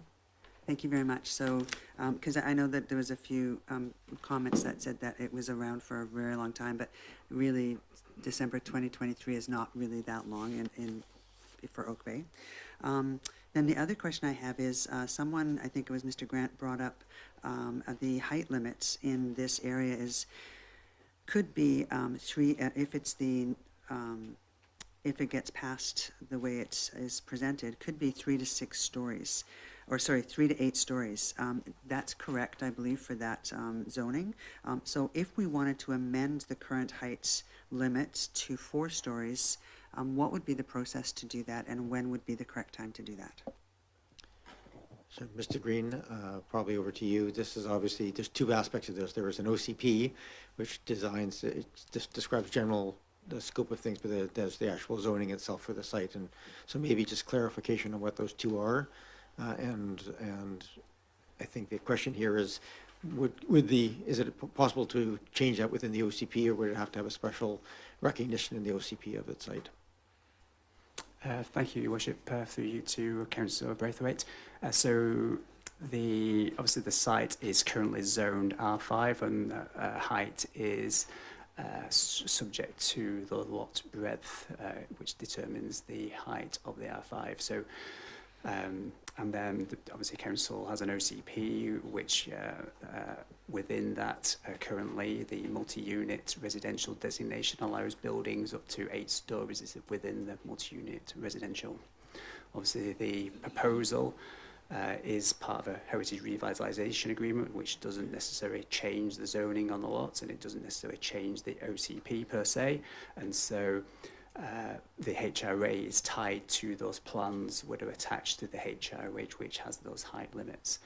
But in the event, say, the building did burn down, for example, the zoning the property would revert to the R5 zoning, and currently it would be designated as multi-unit residential. And so say they did want to come in with an 8-storey building, they would still need to go through a rezoning process to rezone that property to an 8-storey building. Councillor Braithwaite? Okay, so what I'm hearing you say is that there's no reason to put forward an amendment to limit it to 4 stories, because that decision would come back to council if that building was destroyed and a new building was proposed. It would come back to council, and council of that day would then be able to determine what height that building could be. Yes, correct. Thank you. Are there any other questions for the applicant or for staff? I don't see any at this time, so as there are no additional people, you've got had the clarification, I can now declare that this public hearing is now closed. There is no need to, so now that the public hearing is closed, no further submissions or comments from the public or interested persons can be accepted by members of council. Please be advised that should council need clarification or staff opinion on issues raised at this public hearing or the information associated with the public hearing, council can request such clarification from staff after the close of the public hearing at the following regular meeting of council when third reading of the proposed bylaws are being considered. That meeting date has not yet been determined, is my understanding. So we will be announcing that. I'm going to just ask for a brief recess. It's 7:35. If we could reconvene at 7:45, that will give everybody a chance to stretch their legs, and the next application can come in and get ready. Thank you. Move seconded. Approved.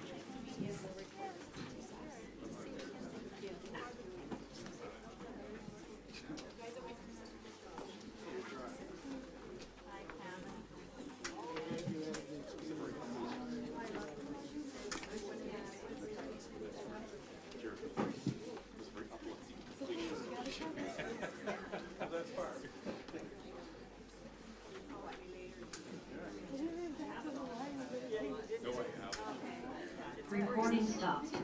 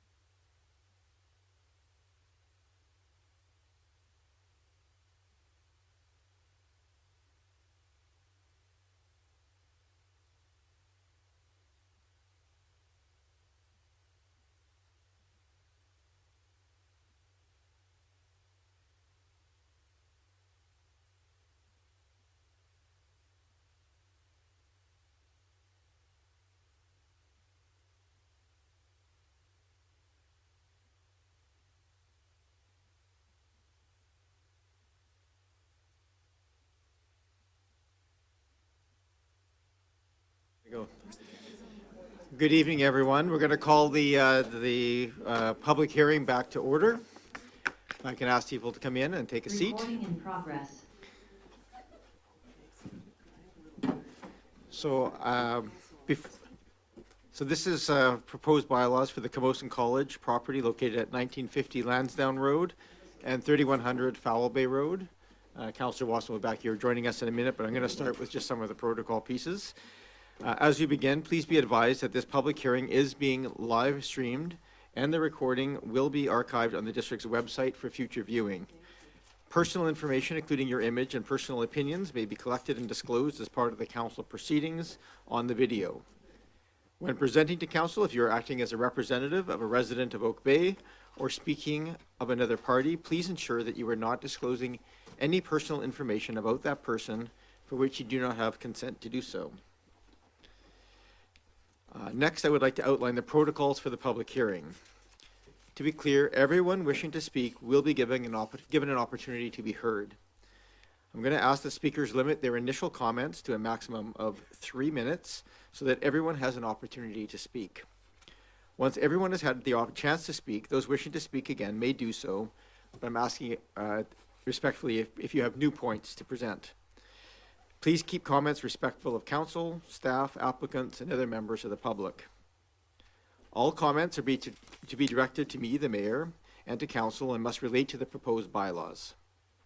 The purpose of the public hearing is to give council an opportunity to listen to the views expressed by the public. This is not an opportunity for the public to learn details about the application. That opportunity is occurred through previous meetings and presentations and within the staff reports provided to date, which are still available. For the information of those present tonight, a public hearing binder that contains all written submissions is available for review if anyone wishes to comment on those submissions. As chair, I will reserve the right to conclude any presentation made by any member of the public or council or staff that does not relate to the proposed bylaws, or is disrespectful towards any other person, or is repetitive of views that the individual speaker has already made known to council. Finally, council members are here to listen to the public's opinion with an open mind. No one has prejudged the outcome of this application. The order of business for this public hearing follows a formal 7-step process as follows. Planning staff will introduce the proposed bylaws. Council will then formally receive written submissions provided prior to the public hearing. Then late submissions will be read aloud and formally received. Then the applicant may provide, they are not required to, a 3-minute verbal submission. Council then has the opportunity to ask any clarifying question of the applicant or staff. And then members of the public will be invited to provide comment on the bylaws. Council may close the public participation portion of the meeting and seek clarifying questions from the applicant and staff. The public hearing is then recessed or closed as determined by council motion. So with that, we'll start the public hearing for 1950 LANSDOWNE Road / 3100 Fowl Bay Road. I open the public hearing and invite planning staff to introduce the purpose of bylaws 4925 and 4926. Welcome. Thank you, Mayor. Good evening to yourself, Mayor, and members of council. This is a public hearing for an application by CAMOSUN College to amend the official community plan, the zoning bylaw, and the parking facilities bylaw in relation to a proposed 429-bed student housing building at the LANSDOWNE campus. The proposed amendment to the official community plan would facilitate the construction of 6-story buildings at the LANSDOWNE campus and clarify that non-market forms of housing, including student housing, is permitted within the community institutional land use designation. The proposed amendment to the zoning bylaw would be site-specific and would provide for student housing and other secondary uses at the CAMOSUN College. It would amend the building regulations for the P1 zone as well, including setbacks, height, floor area ratio, and site coverage. It is also proposed to amend the parking facilities bylaw to reduce the number of parking spots that are currently required under this bylaw. Thank you, Mayor and Council. Thank you very much. Can I have a motion that the written submissions received and distributed prior to the public hearing as attached to agenda item 3.2 be received? Moved and seconded. Thank you. I'll call the question. All those in favor? Any opposed? None opposed. Has the corporate officer received any additional submissions after 12 p.m. today? No, Mayor, no further submissions were received. Thank you very much. At this time, I invite the applicant to provide a verbal submission if they so wish. So I think you overheard the original piece and you've been here before, so just name, municipality, residence, or business. And yeah, you have up to 3 minutes just to provide a brief overview or speak as you see fit. Welcome. Thank you, Your Worship. Thank you for the opportunity to speak. The microphone does not appear to be working.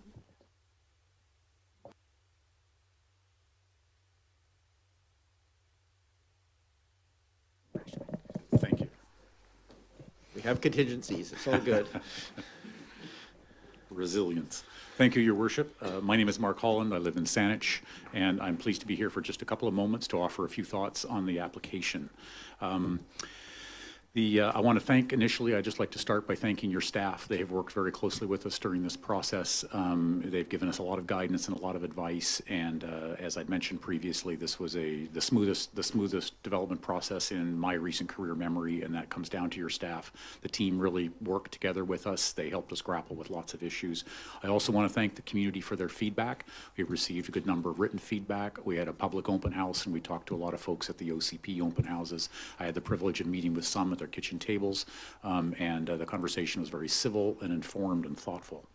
The proposal is for a 6-story wood building, achieving a LEED level of gold, possibly platinum. There's over 220 beds and 118 kitchens, and this then means that 118 of the units count as housing units to your housing targets. There's a small coffee shop that would be included and a small student-oriented retail store, as well as a meeting space that would be able to be used by the community as well as the college. There's 2 large courtyards, planting of many trees to achieve Oak Bay's canopy coverage requirements, and and a good deal of frontage improvements on the site as well. The site for the building is located in the southeast corner of a large, rather poorly used parking lot currently. There's quite a few spaces that are currently unused. The building will use up some of those, and its distances are approximately 60 meters to the nearest private property line in Argyle in Saanich, about over 130, about 138 meters from the corner of the building to the nearest property line in University Woods, and much further of that to the entrance road from University Woods. There is a 9-meter setback proposed from the property lines at University Woods to help preserve the existing forested area that everybody appreciates and values on both sides of that property line. The benefits to Oak Bay and to CAMOSUN are significant. Student housing and affordable student housing is obviously a big issue. This will provide over 400 beds for existing students. This is not new students, so this will reduce then, therefore, the daily commute of many hundreds of students to the campus every day. It's a better utilization of an existing asphalt parking lot to the point where the resulting impermeable surfaces are actually expected to go down after the building than where they are right now. We are here to answer any questions if you wish, and I will conclude my presentation with there. Thank you very much, Mr. Holland. Does council have any questions of clarification of either the applicant or of staff at this time? I have Councillor Watson and then Councillor Braithwaite. Thank you. It is a question to the applicant. It's just about the tree replacement plan and whether any of the trees along Foul Bay Road will be retained in that replanting plan, or is it proposed that they would all be removed and just replaced with different species in a different arrangement? We do have our landscape architect online, I believe. I'll just start with a short answer to that. I believe the majority of those trees would be removed for the combination of the building and the frontage improvements that are proposed in the area. 2 rows of trees will be replanted in that area. The existing trees, this is one of those interesting challenges where the existing trees are almost entirely of aspen. So that's a tree, it's a pioneer species that grows in gravel, which is appropriate on the edge of basically a ditch and the edge of a parking area. So they grow fast and they die soon. So what we're looking at is a mature aspen grove there, but those trees would not be expected to last that much longer. The trees that would be replacing them would be Gary oaks and others that would expect to have a much longer, more urban-friendly lifetime. Thank you. That's everything. Thank you, Councillor Watson. Councillor Braithwaite. Thank you so much, Mayor. Can you just confirm the number of trees that they're losing? Sorry. I just couldn't remember. Thank you. Through your worship, I think I'm going to need to ask our landscape architect to answer that. I didn't have time to go through and count the trees on that one, unless, Glenn, if it's okay, our Please. project manager, Glenn Cook, can answer that. Absolutely. Welcome, Mr. Cook. And just have you to speak into the microphone. Other than that, welcome. And just state your name as well for the record. Good evening, Glenn Cook, Langford. Thank you for having us this evening. It's a pleasure. And through your worship, I would say that 41 on-site bylaw protected trees will be removed. We are planning 65 replacement trees and a total canopy coverage of 67.5%, which is well in excess of the 30% requested by the district. Thank you so much. And then, was there ever consideration of putting a 4-story building there, or stepping back the 2 upper stories, just so that it's not so large massing from the street? To the applicant? Yeah, thank you. Through your worship, I'll attempt to speak to that while I'm definitely not part of the architectural team.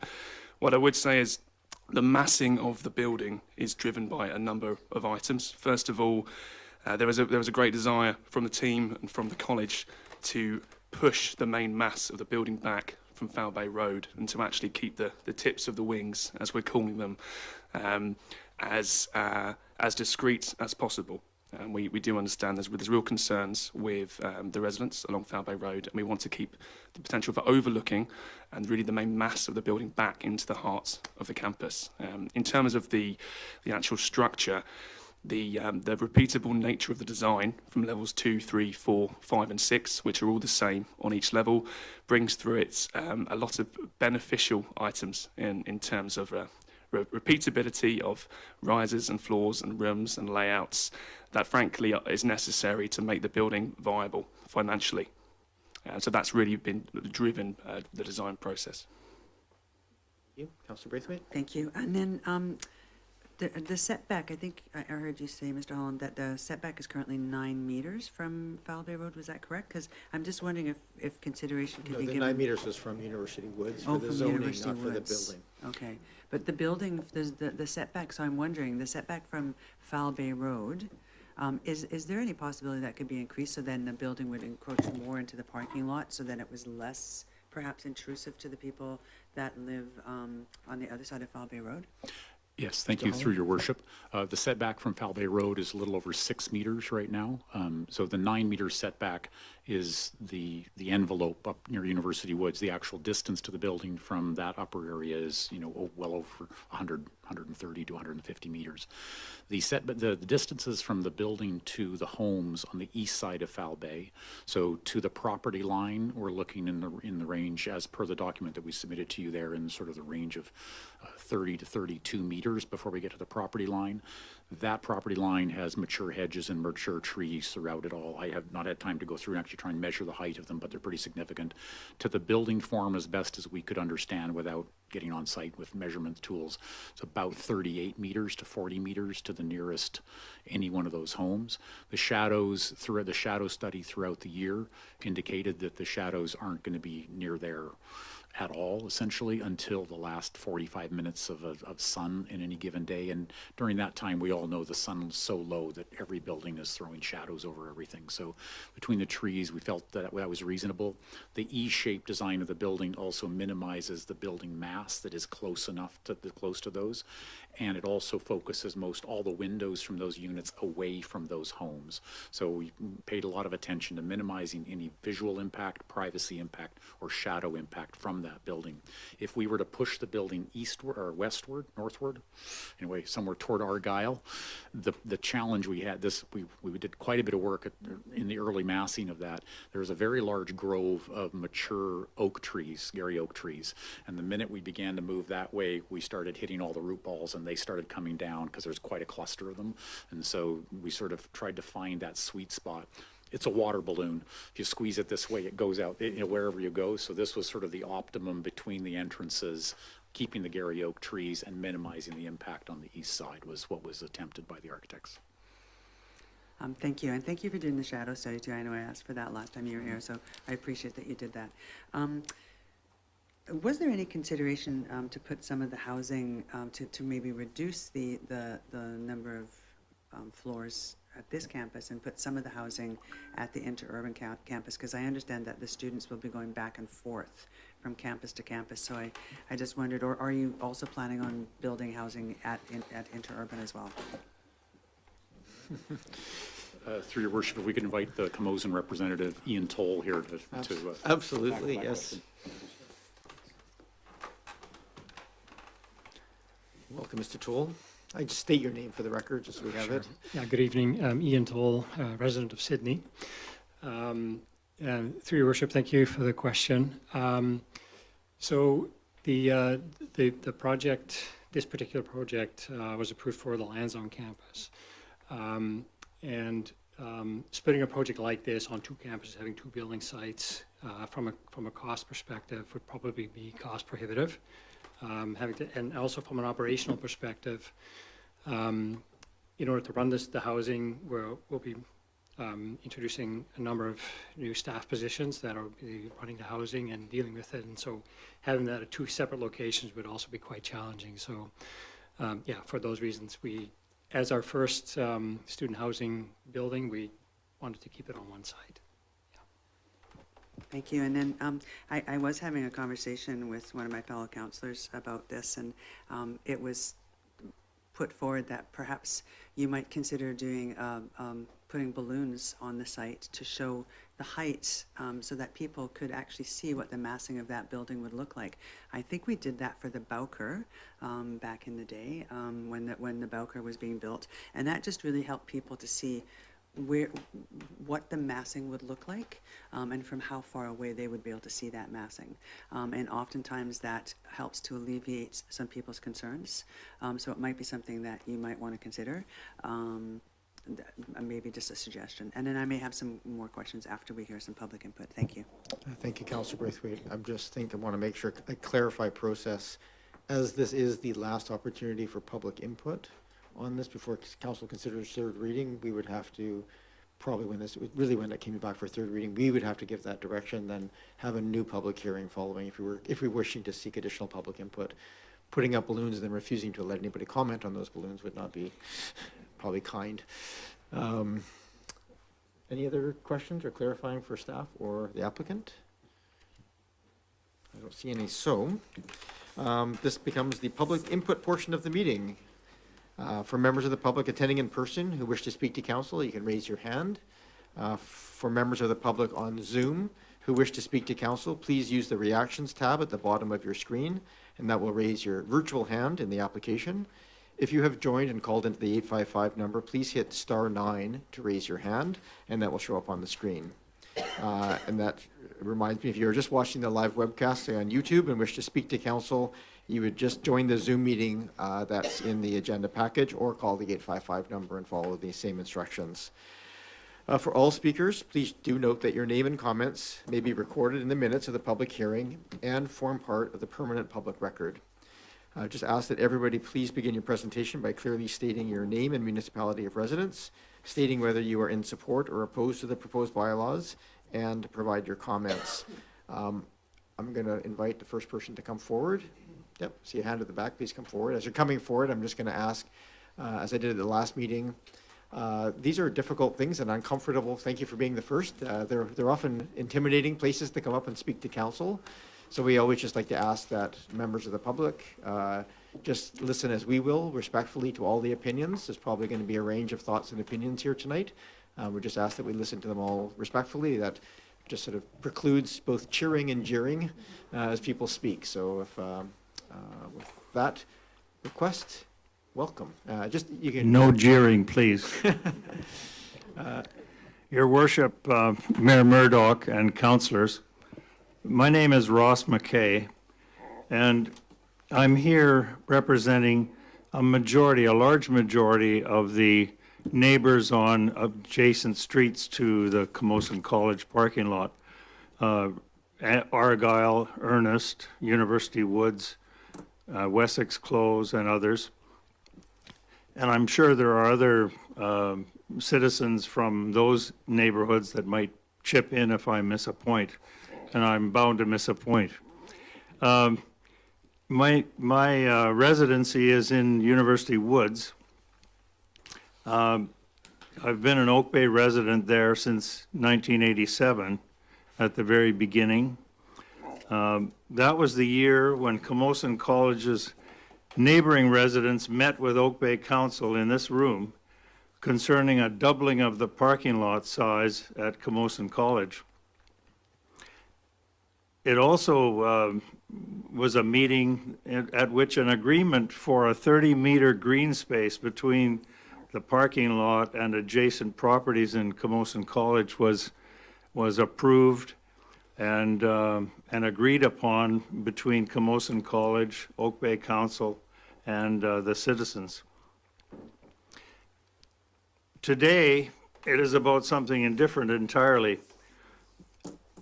It's a proposed student housing facility in that parking lot, and it's concerning applications for amendment to the official community plan bylaw to enable a 6-story, 429 student housing facility.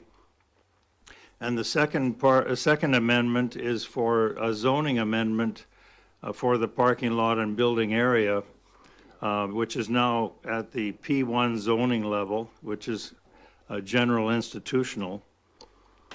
And I'm speaking against those two amendment proposals as they stand. And you'll see why as I go on. CAMOSUN College has stated many times that it is their wish to be good neighbors. And by and large, they have been good neighbors.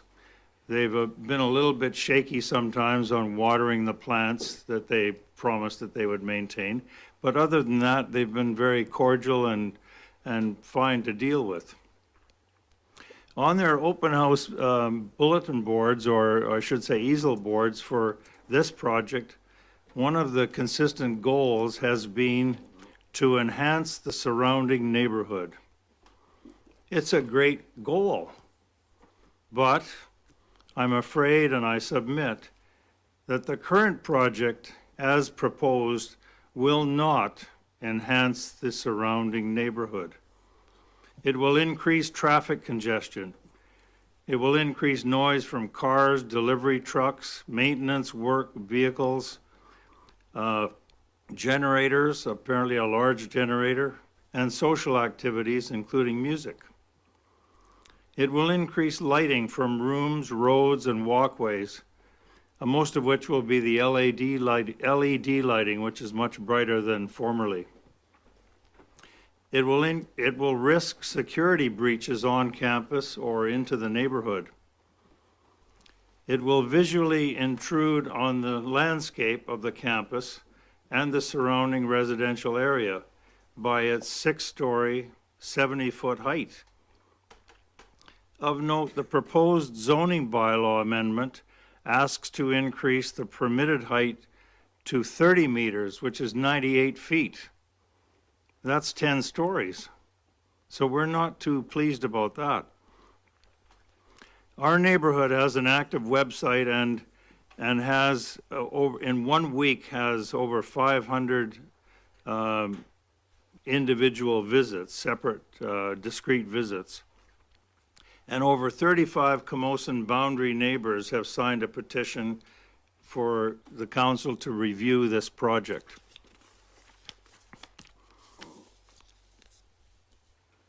Mr. Mayor and Council, as our Mayor and Council, I ask, and we ask and expect you to help us remain as good neighbors to CAMOSUN by acting on the following recommendations. Number 1, pause the project, please, to reconsider approving a 4-story student housing facility which better complements the current 2 to 3-story buildings on the campus. Number 2, obtain from CAMOSUN's team clearly defined plans for mitigation of noise, traffic, parking, lighting intrusion, and security risks. Number 3, ensure preservation of the mature forest cover along entrance to University Woods and behind the residences of Argyle, and Ernest Avenue, as agreed to by the Oak Bay Council, CAMOSUN, and the residents in 1987. Number 4, alter the amendment to zoning bylaw 4926 to allow a 4-story building housing facility, but not for future institutional uses. This is far too vague, we feel, and please do not increase the maximum height to 98 feet. Instead, please require CAMOSUN to submit a future bylaw amendment proposal for any other development on site in the future at 3100 Fall Bay Road. Also, consider requiring a development permit for form and character for any future developments. Thank you for considering these concerns and recommendation and for your hard work to help preserve our community. Thank you very much. Thank you very much, Mr. McKay. So it's just like, appreciate the enthusiastic support, but if you just keep it quiet, because there may be people who have the opposite point of view. We don't want them being intimidated to come forward. That was very polite clapping, I will say that. Anybody else wish to come forward to address council? Okay, I'll come here next. And again, anybody online, please use the tool to raise your hand and I will get to you. You heard the process, name and municipality of residence. Try and keep the speakers to 3 minutes. We'll let you know when that's up if you go over, but welcome. Hi, Mayor and Councillor. Good evening. My name is Eric Lees, Victoria, Judas Street, and I am in support of CAMOSUN student housing. I'm a current CAMOSUN student, as well as CAMOSUN graduate, as well as instructional assistant for CAMOSUN, as well as a Chargers alumni. Thank you for allowing me the opportunity to speak at this event, and I'm here to speak for the voices of CAMOSUN students currently, CAMOSUN students before me, and CAMOSUN students of the future. The opportunity for CAMOSUN to arise student housing is incredible. As many of you know, the cost of living in Victoria is not cheap. For many people, especially students, this can be quite difficult. The deadly combo of costs, kilometers, and quality can be mentally and financially taxing on students, creating a dreadful and grueling aura around the process of finding a home. Options for housing are limited, but on-campus housing can create over 400 new opportunities for students to attend post-secondary. 400 students or more who may be in positions where they're not from Victoria, like I was in my first year, can come partake in their study of choice. Now, the distance to campus can be a journey sometimes, if you're a student and you're not in that one area. On-campus housing can decrease the long commutes that create mental, physical, and chronological loss. This time and energy could be spent studying, working, or taking part in student life. The decreased distances also create a positive environmental impact through the reduction of traffic and pressure on the public transit system. Coming on to rent prices, they're quite high. And for me as a student, and I'm sure other students that have experienced this as well, it feels like you're breaking the bank. On-campus housing can give students an affordable option, which will reduce financial pressures and allow them to put money towards things like and I'm sure lots of other people love food, and food that will support a student in times of growing brain power, as well as even putting that towards more tuition. Quality and community experience can often be a subpar or suboptimal experience to enjoy when you're living off campus. On-campus housing can guarantee good quality housing that will boost the overall sense of community among students. Currently, many students come to campus just for class and leave right after. Student housing will allow people to have an immediate pool of potential friends, attend events, and get more involved with the college, which will certainly boost the student experience overall. For example, the coffee shop that is being proposed could be a place where students build friendships, mingle with the community, and realistically have a sweet cup of joe for their 8:30 a.m. class. Ultimately, student housing will support the reduction in traffic, cutting emissions, and students' commuting time. It will make education more accessible and affordable, delivering a slight sense of financial ease for students, as well as building a deeper sense of CAMOSUN community where the students can truly study and enjoy their life. That's all.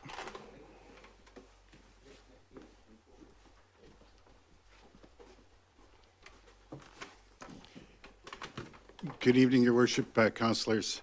My name is John Thompson, and I'm a resident of Oak Bay. And I'm here to speak against the proposal as currently conceived. But I'd like to start by stressing that I'm not opposed to student housing on the CAMOSUN's LANSDOWNE campus. Far from it. Even though having hundreds of students living on campus will certainly affect the character of life in our neighborhood, I recognize the need for student housing, and I'm not opposed to a reasonable addition to the LANSDOWNE campus. Our daughter is recent CAMOSUN student, and we can appreciate the challenges that her cohort faces. What I am opposed to, and I'd say strenuously opposed to, is a proposal for a towering 6-story building that would loom over the campus, the entire neighborhood, and be the largest structure for miles around. I'm equally opposed to the needless destruction and removal of the mixed-age stand of alders and Gary Oaks along Fall Bay Road, immediately to the east of the proposed building site. I can tell you I've visited the site several times, walked this area, and it's a mixed-age stand of trees that it deserves more than the sort of dismissive response we heard tonight about going to die anyways. There's trees of multiple ages there. There's Gary Oaks in the northern end of it, and I think it deserves a more careful restoration or conservation plan. The current LANSDOWNE campus consists entirely of 2- and 3-story buildings, which fit respectfully within and under the canopy of the Gary Oak trees that populate the campus. The current buildings also respectfully complement the heritage setting of the historic Young Building and its iconic clock tower. Dwarfing this with a vastly taller residence would drastically harm the heritage integrity of the Young Building. Overall, the current campus with its many magnificent trees and native plant and garden preserves much of the Gary Oak meadow that it once was. What is currently proposed would change all that and transform what is now a serene learning environment into a high-rise urban blight. What I would recommend is the following. Maintain the campus's respect for nature and, by extension, its respect for reconciliation and its many Indigenous students by ensuring the built environment continues to be respectfully and in scale with the natural environment and the Nassau Mat gathering place, which is a focal point of the campus. This means reducing the residence building to not more than 3 stories. Second, to preserve rather than clear-cut the large stand of alders and Gary Oaks along Fall Bay Road, planting replacement trees among and just to the west of them so that they can gradually take over as the alders reach the end of their lives. This will provide a visual screen for neighbors and an acoustic screen for students. The current plan is for, we were told at the open house, for Gary Oaks, which will take decades, if not centuries, to reach the same size as some of the existing trees there now. So finally, not reduce the setback on Fall Bay Road, but increase it as necessary to preserve the existing trees. We attended the open house, and I can say they say that all of the consultation that they've done, but I see no changes whatsoever in what was been proposed to council tonight than what was shown at the open house. So I question whether the open house was in fact more performative than real. So finally, the LANSDOWNE campus is a beautiful and unique oasis in our city. Let's keep it that way. Thank you. Thank you, Mr. Thompson. Yep, please come forward.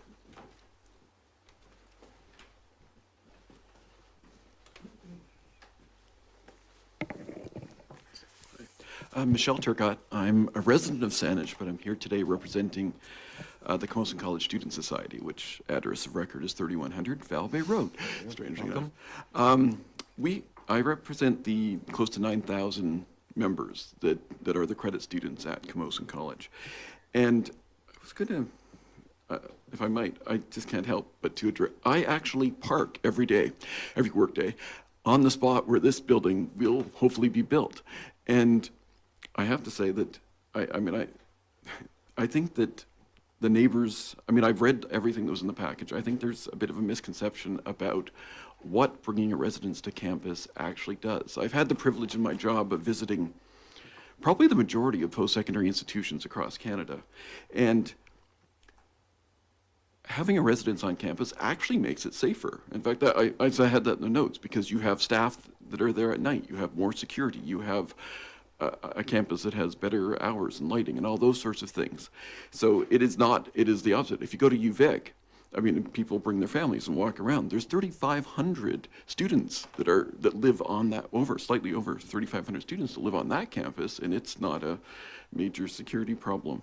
The issue is, and also the concern about the height of this building, I think, is a bit misguided, because I think it does not consider the fact that CAMOSUN is a campus where the elevation changes dramatic, or LANSDOWNE is a campus where the elevation changes dramatically. That the young building will not be overshadowed by a 6-story building on that spot, because if you are literally walking uphill to get to the young building on top of that, and so it's a bit different. But ultimately, I mean, the people I represent want this building.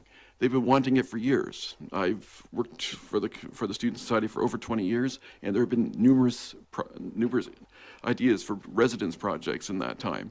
This is the one that has come this far. It is now, it's been accepted by the government, and they are ready to move forward with this. And we are anxiously waiting this, because if you survey students, and we have in the various national and provincial organizations we belong to, their main concerns right now are housing and food security. And those two things are linked. The government of British Columbia wants this to be a residence where the cost of the residence is taken into consideration, so that it's not like, it doesn't have to be complete market rents. And that will help students with food security. So it is really going to make a difference. And these are secure, these are safe units, and that, it's not a basement suite.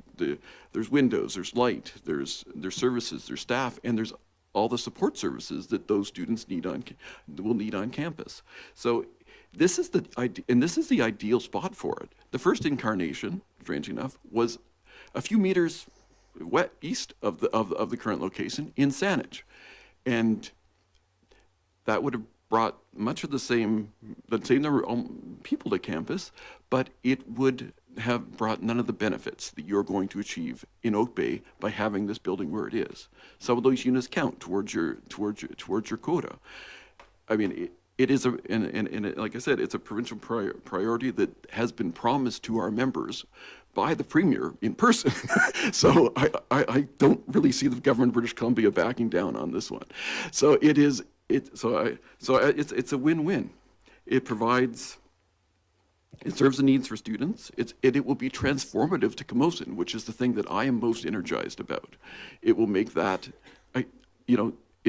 both our campuses are commuter campuses, and it's very hard, if my industry is promoting student life, and that's very hard to do when it's a commuter campus. Having a residence population will make this so much easier, and it will be transformed. The library will be open later, and all those other services that will need to be. So it will also bring benefits to the community. Like, there's the meeting room, there's the quota, and it will just, after a few years, it will just fit in. It is the perfect place to build a building. There are no adjoining, you're not tearing down an old heritage house here. You are building on a parking lot that is not as widely used, because the spot that's actually going on is widely used. I parked there, but the whole lot is not as widely used now, because all the students at CAMOSUN have a universal bus pass, which actually cuts down on the transit considerations that people are concerned about. I'm old enough to have actually signed the first UPass agreement in British Columbia, so it is indeed. That is why, and UVic has been able to build numerous buildings on parking lots for this same reason. So it's not something to be afraid of, it's something, I think, to embrace, because it will add something to this community. And I urge you to pass the bylaw amendments. Thank you. Thank you for your comments tonight. Next speaker, anybody else wish to speak? Please come forward.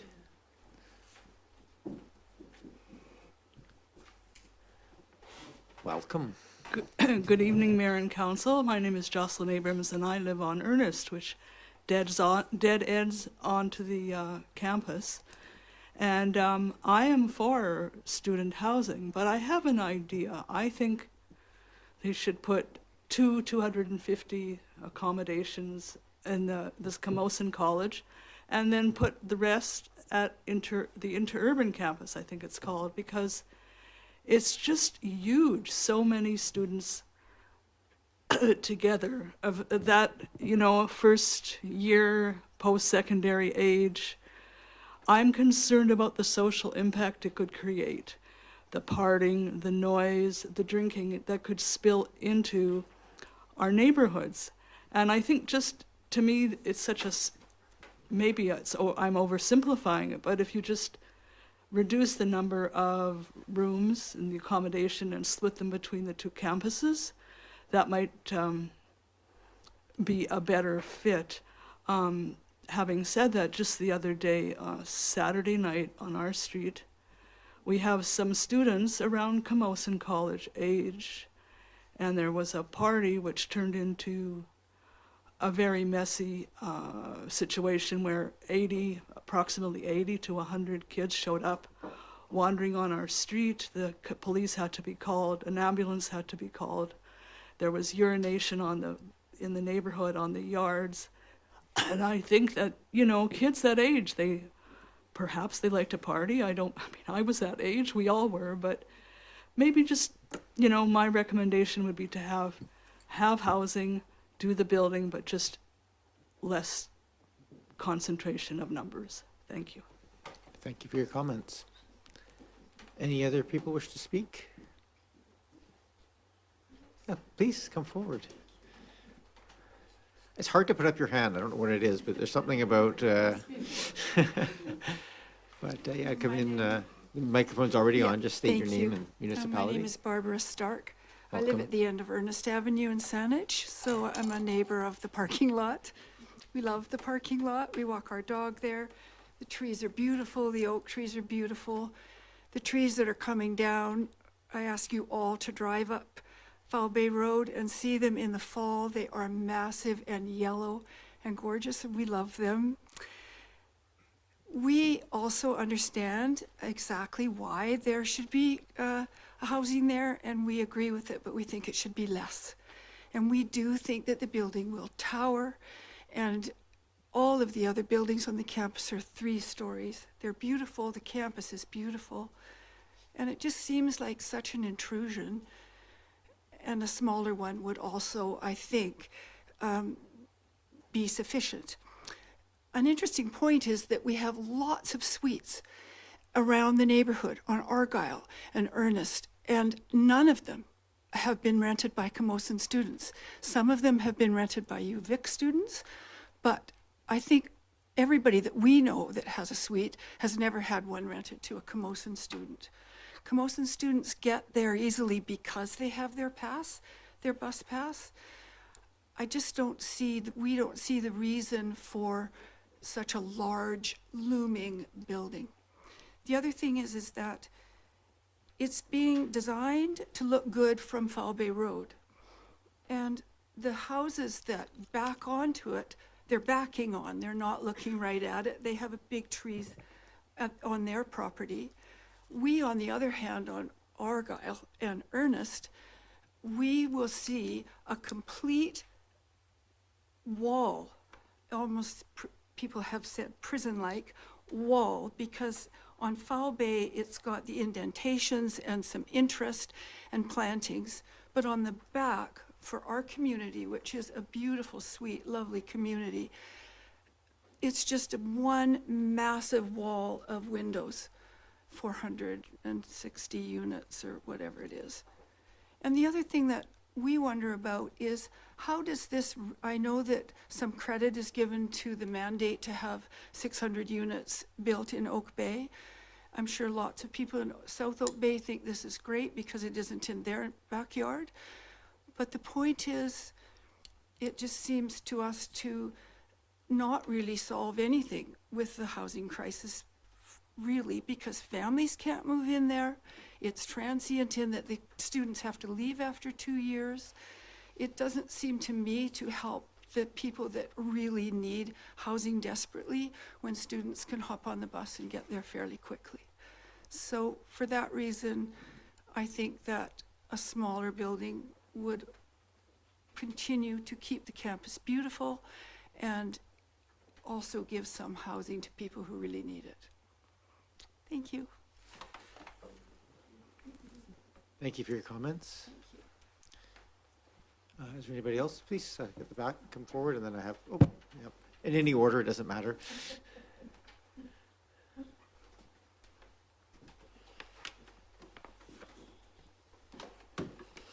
Welcome. My name is Miranda Hunter, and I live at the end of Ernest Avenue in Saanich, which borders the CAMOSUN College parking lot.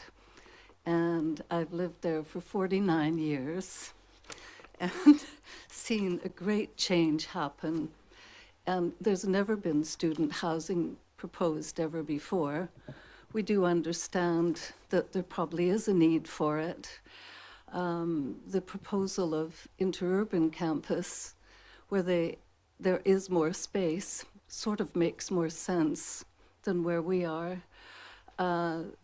We are concerned about the noise, the pollution, the damage to the housings around from blasting, which we learned in the last in the last proposal is a possibility. And the couple of years of disruption that's going to cause everybody that lives right bordering what you're proposing. Also the trees.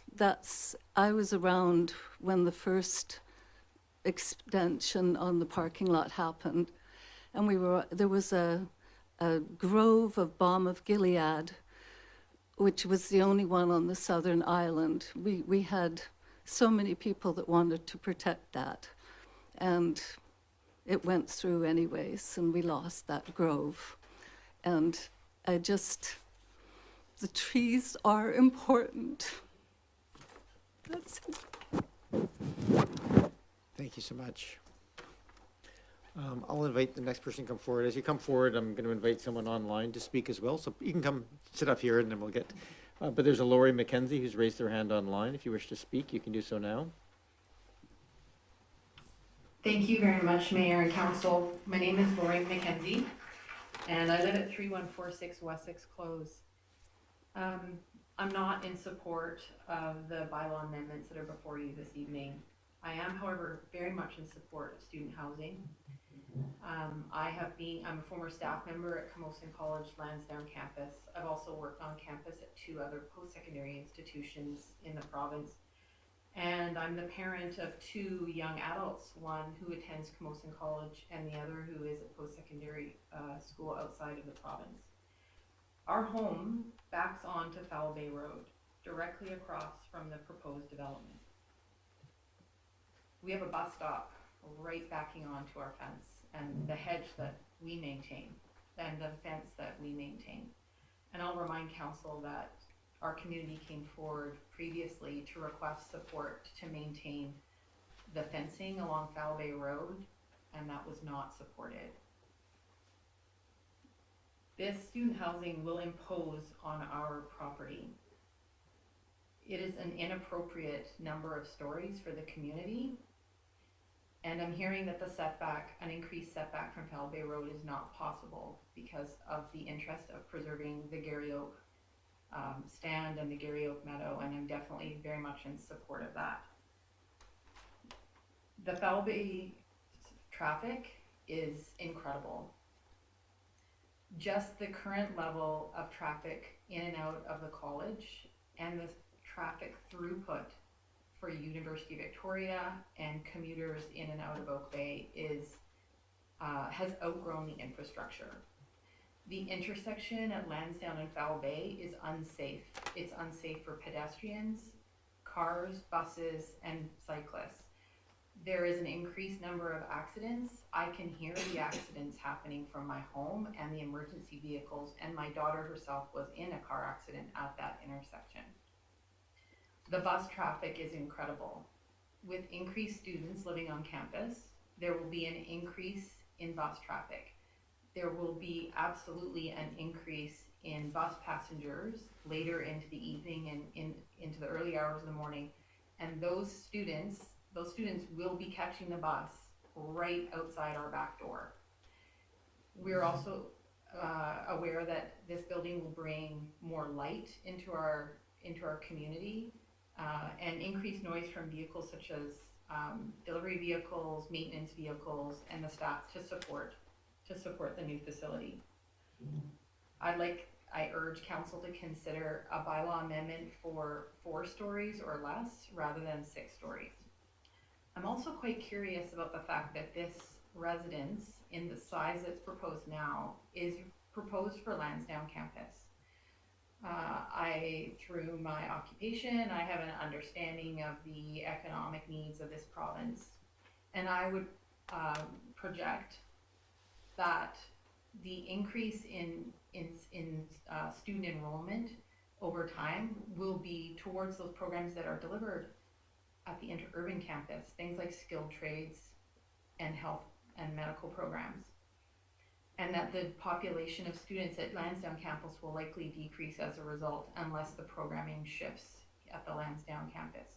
So we will see an increase in students commuting back and forth between the campuses with students living on campus. I would urge council to request a traffic study to look at the intersection, the flow, the safety, to consider traffic calming measures, to consider relocating a bus stop, even creating a bus exchange, the way that UVic has a bus exchange. The crosswalk that goes from Foul Bay backing onto my home over to the Lansdowne campus is not controlled. That cannot continue with a student residence on campus. I have an 11-year-old that has to commute to the other side of University of Victoria to Arbutus Middle School because the school catchments have changed. So while we have Lansdowne Middle School that's right close, he has to take a bus to Arbutus and along with a number of his classmates. With the increase in traffic, I will be very concerned about his commute either by bus or by bike. Again, I'm in support of student housing. I'm not in support of reducing the tree canopy at all. And I didn't hear mention of the exact number of meters from the frontage of the building to my property line, but that's a really important consideration for all of the residents on Wessex Close. Thank you very much for your time. Thank you very much for your comments. Move to the speaker in the room here. Welcome. My name is Julie Prindeville. I live in Oak Bay. She said many of my concerns, so I'll just say them quickly. One of our biggest concerns in our neighborhood is the size, again, that you've heard over and over again, of this building. Because even going up Foul Bay towards Lansdowne, it's going to even seem larger than the 6 stories that they're proposing. And there is a real concern about the trees and the bushes. And, you know, and I've heard that they're going to put more trees in and that sort of thing. But if they're really small, it'll be years before all that foliage is back and is as attractive as it is now. Sorry, I'm losing my voice. And the other concern is the noise and the traffic. So I've heard it said about there'll be less traffic because people will be there, and that may be true on one hand, but I think on the other hand, there will be people, even if they're living there, going in and out and in and out, and there will be shuttles going from interurban to Lansdowne and back, and there may be more buses on top of it. There will be recycling trucks that make that beep, beep, beep noise very early in the morning. There'll be all sorts of delivery trucks, and there'll be a lot of movement. And right now it's a very all around, all the neighborhoods around CAMOSUN are very quiet and they're peaceful. That's partly why we moved there. And so there's real concern about, with all this traffic, there's increased noise, and then the hours when there will be events, because even now we hear when there are events, and so that will be increased, which is a concern for us too. So, yep, so basically that's most of what I want to say, and then also to have the trees addressed, like that's just, are they going to be all this big and then they'll grow in 20 years, or what is it going to be covered now?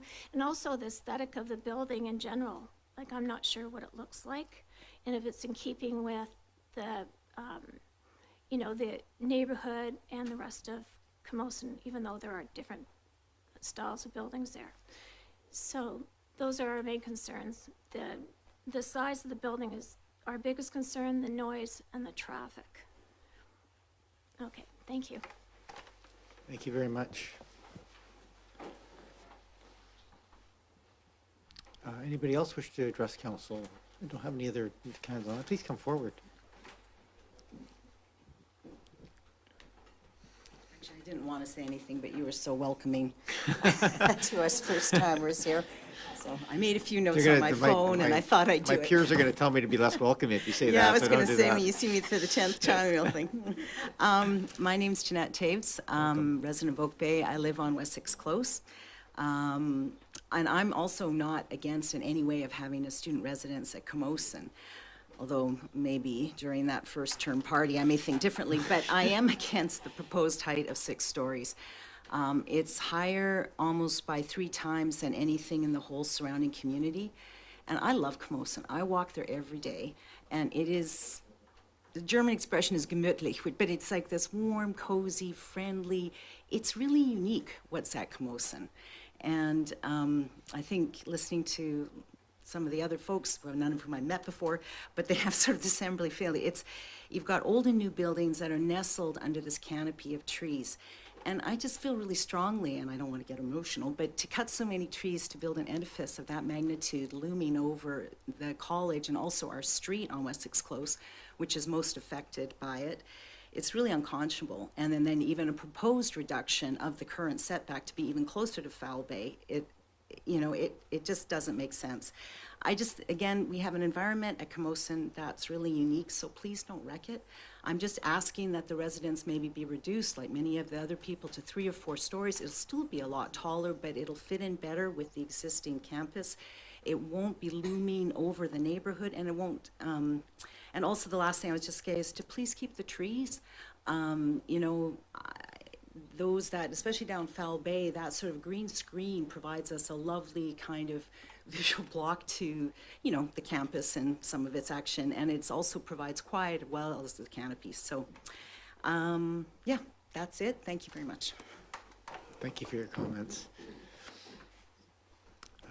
Anyone else wish to come and speak to council tonight? Seeking first-time speakers, please come forward.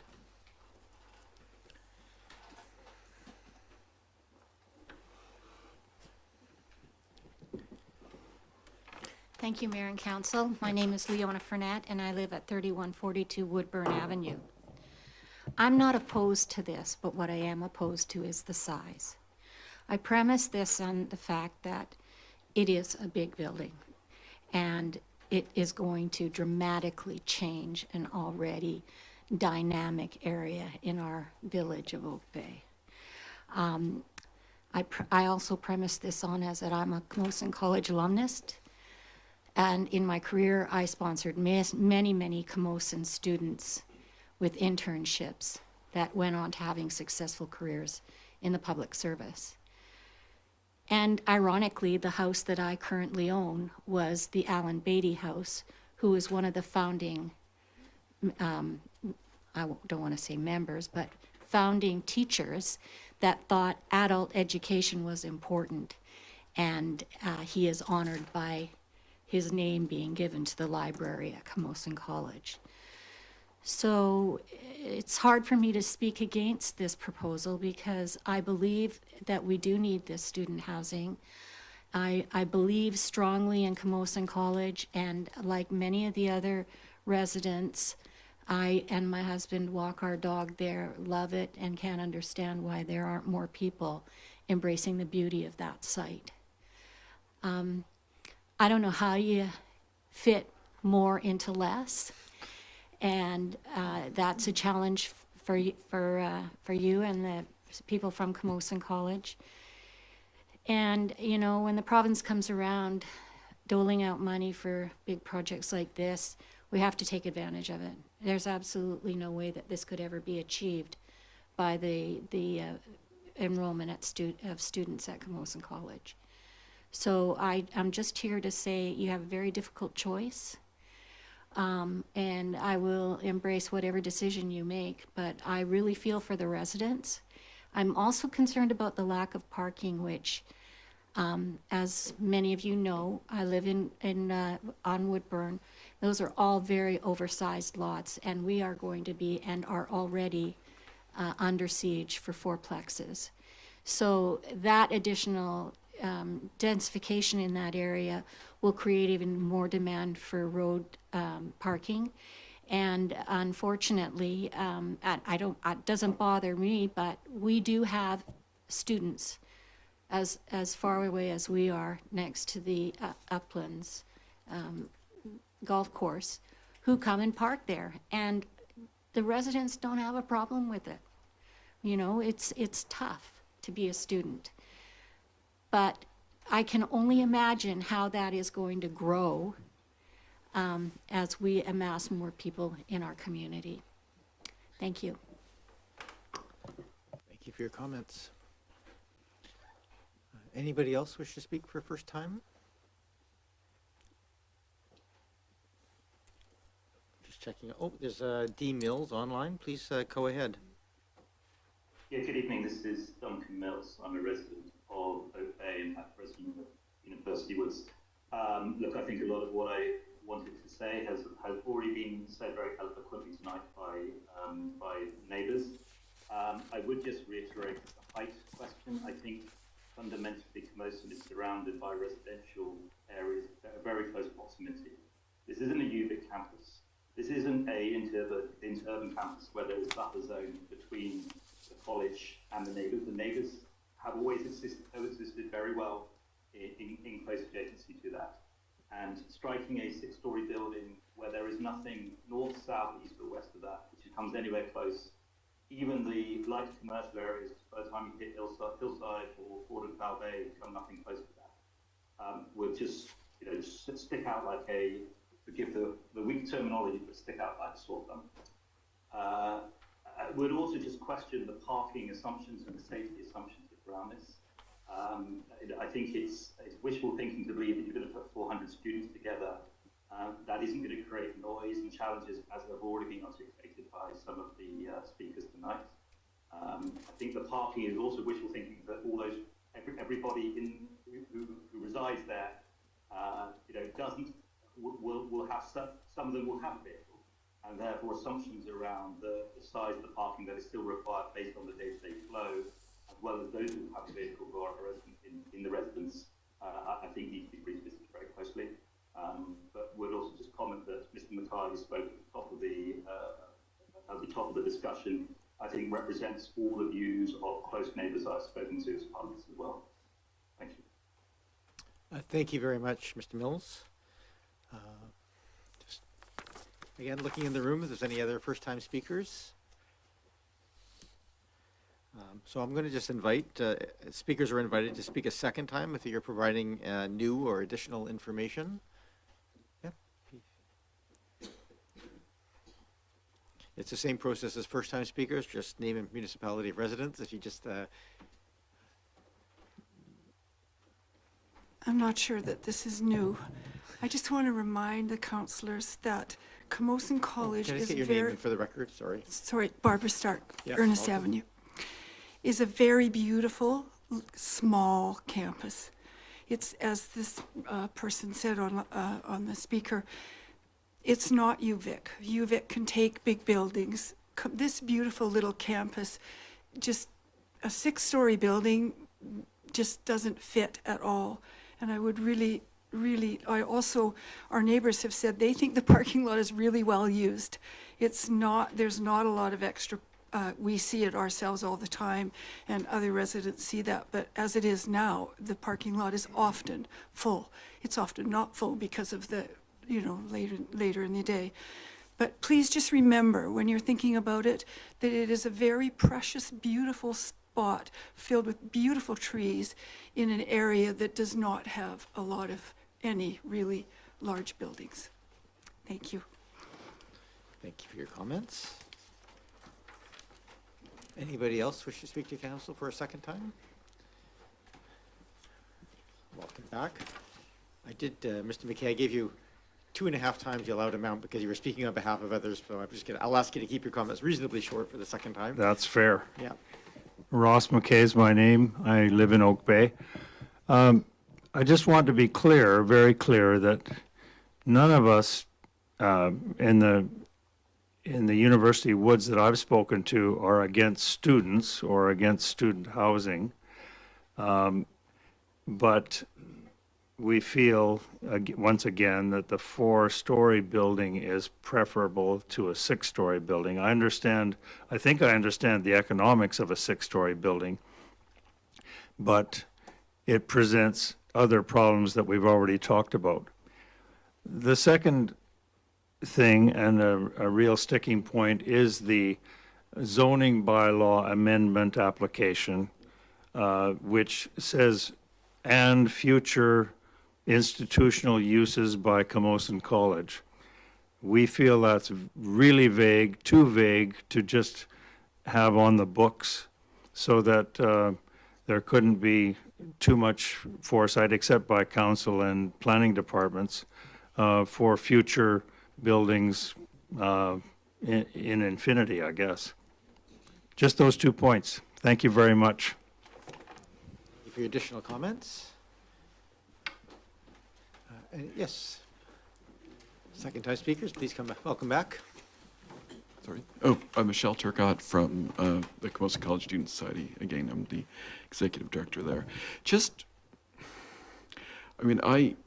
I hear all the concerns that everybody is saying, but I also know the struggles that our members have. Like, finding housing, even with the slight decrease in international students that we're having right now, is really hard.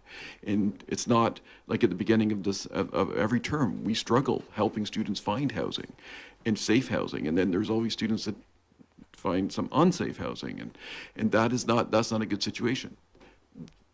The number of our members that can live in residence is a very slim percentage of the total number of students that study there. That's it. I think there's an important distinction that needs to be made. I mean, CAMOSUN, our LANSDOWNE campus, is a beautiful place, and Interurban campus is a beautiful place. I can assure you the traffic around Interurban is far worse than anything you experience on Henderson. But and students don't really want to live out there, unfortunately. But the real issue is colleges are a creature of the provincial government in British Columbia. Universities have a great degree of independence. That is essentially provincial government land that's sitting there. CAMOSUN is governed by the College and Institutes Act. Nowhere in the Act does it say none of the purposes of the Act is to be like a park for the community. CAMOSUN is there to provide post-secondary education and those things ancillary to that, and to serve that purpose. That is their purpose for existing under law. Students living on campus actually fits into that purpose. Being a beacon to the community is not that. That's definitely auxiliary and a great thing if you can have it too, but it is not the primary purpose for CAMOSUN existing, and it is not something that is supported by the Act as it's currently written. So I mean, CAMOSUN, the people at CAMOSUN, I sometimes work with the people behind. I mean, they're just doing their jobs in trying to make it easy for students to study there. And I'm hoping you'll go along and make that possible too, because a 6-story structure actually makes more parking available than trying to fit that number of students, like that number of accommodation units in a 4-story structure or a 3-story structure, because you have to expand the footprint. You're going to have to take down more trees, and you're going to have to, because ultimately, it is the number of units that's important when we're dealing with this situation. Thank you. Thank you very much. Anybody else wish to? Yes, you can have 2 more people at least looking to speak for a second time. Please come forward. Same thing, just name and municipality of residence. Good evening again, John Thompson, Oak Bay. Welcome. Yeah, I just want to expand a bit on the point I was making earlier, and not to rebut directly the previous speaker, but the environment at CAMOSUN College is not just about the neighbors, it's about the learning environment. And as I was saying, balancing of the built environment with the natural environment creates this sense of serenity, which I think is extremely important to students, particularly students from less developed areas of the country, students who may have come from an Indigenous background, may live in very rural areas or remote areas of Vancouver Island.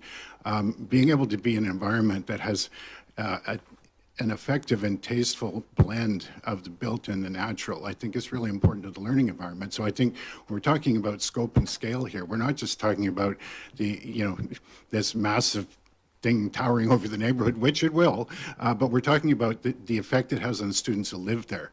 And this is going to be their home, and do we want them to live in a pleasant environment or in a big concrete tower? Well, I guess it's mass timber, granted, but I'm saying it's a very, very jarring change to the environment, and I think it'd have a change in the psychological environment for students. So I'd love them to be there and have a lovely place to live that is respectful of the environment and fits into it as it is today. Thanks. Thank you very much. I'll invite the next speaker to come forward. There was two. Okay, there's two more. Three more. I'm going to ask members of council if we just need a motion to extend the meeting to 9:30 because we're hitting a 3-hour window here. I do think we're winding it up pretty close to the end because we're getting to second-time speakers. So moved, seconded. All those in favor? Any opposed? None opposed? Welcome. Tom Deanshaw, live in Oak Bay on University Woods. Been there since 1987. Again, I know lots of people that go to CAMOSUN, have gone to CAMOSUN and so on, and students. I have friends whose kids have gone there and so on. I'm not against the student housing there. I support everybody that's spoken about less height. I think 3 to 4 stories would be maximum for the environment. Two things that nobody seems to have mentioned I'd just like to add. One is that with 600 some odd students or less that would be in this area, I think it's a pipe dream to think none of them are going to have cars.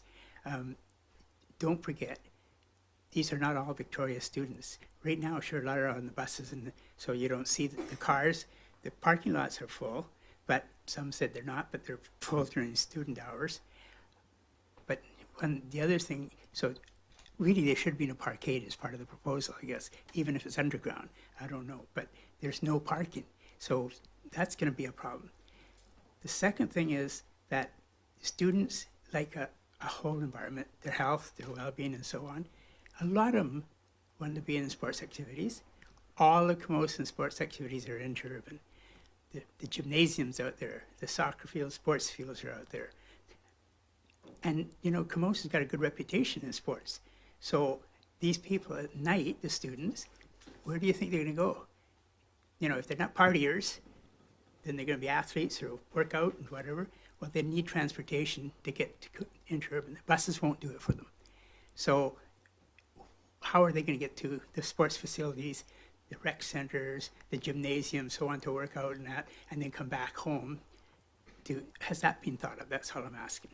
Thank you. Thank you for your comments. I have a couple more people at the back who indicated they wish to speak.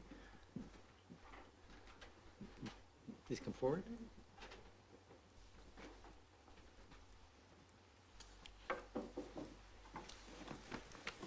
Julie Prindeville, Oak Bay. One of the things I just wanted to add is that around traffic hours, starting at about 4, it's hard enough for us to get outside of, to turn right on University Woods because it's backed up, like all the way down to LANSDOWNE, and turning left is sometimes really difficult. So to think that that many more people and that many more cars, shuttles, and maybe additional buses being put on will just, it's a worry for all of us trying to get out of our street. So I just wanted to add that. Thank you. Yep. Next speaker, please.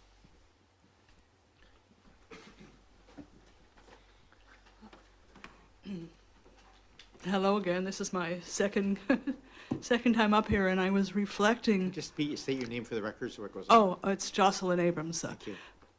So my second time up here, and I reflected on people on both sides of the argument agree. What do we agree on? That there should be some student housing. Yeah, absolutely that. But then if we just made it a smaller building at the Lansdowne campus and put some housing at interurban campus, as somebody said, probably the enrollment at the interurban campus might be growing because of the nature of the courses that are offered there, like and less of the humanities, more of different kinds of occupations. So, I mean, to me, it's a pretty simple solution. Housing on both campuses. Thank you. Thank you for your comments.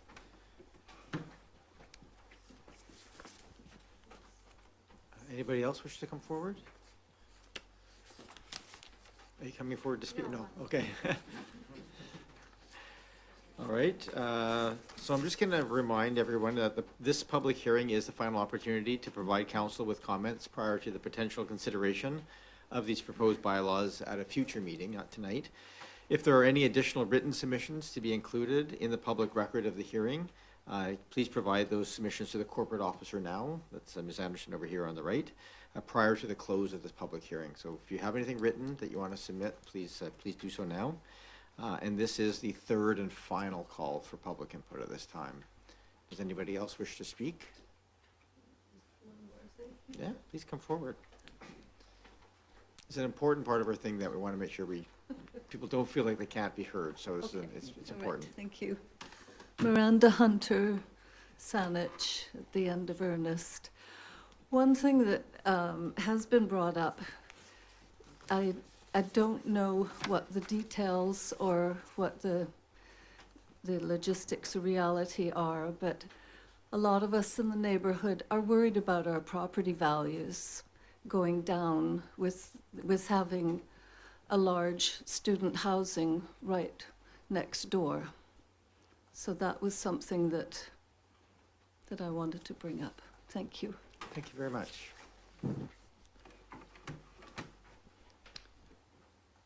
Any other speakers for the third and final time?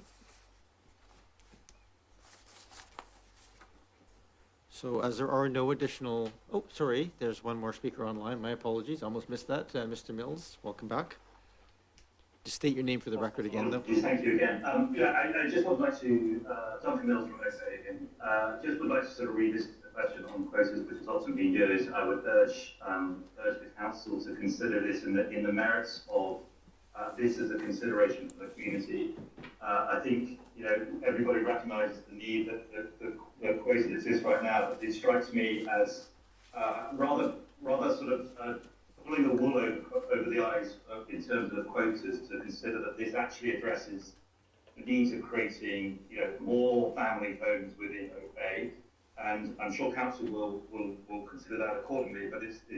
But although this helps with numbers game, I don't think the reality and substance of the underlying improvement on the quota is really sort of helping the longer term community within it. Thank you for that additional comment, Mr. Mills. Sorry, didn't want to get ahead of myself. Want to make sure everybody has a chance. Anybody else online or in person? Okay, so as there are no additional people wishing to speak, the public participation portion of the hearing is closed, and council may ask clarifying questions to staff or the applicant at this time. Oh, I've got a few. So I have Councillor Braithwaite, Watson, Green. Thanks, Mayor. Yeah, I have a couple that came up from the public comments. The first one was, and I think this is a really good one, is there a traffic plan going to be done on this area, either by the District of Oak Bay or by CAMOSUN? Because there will be such an increase in traffic in that area.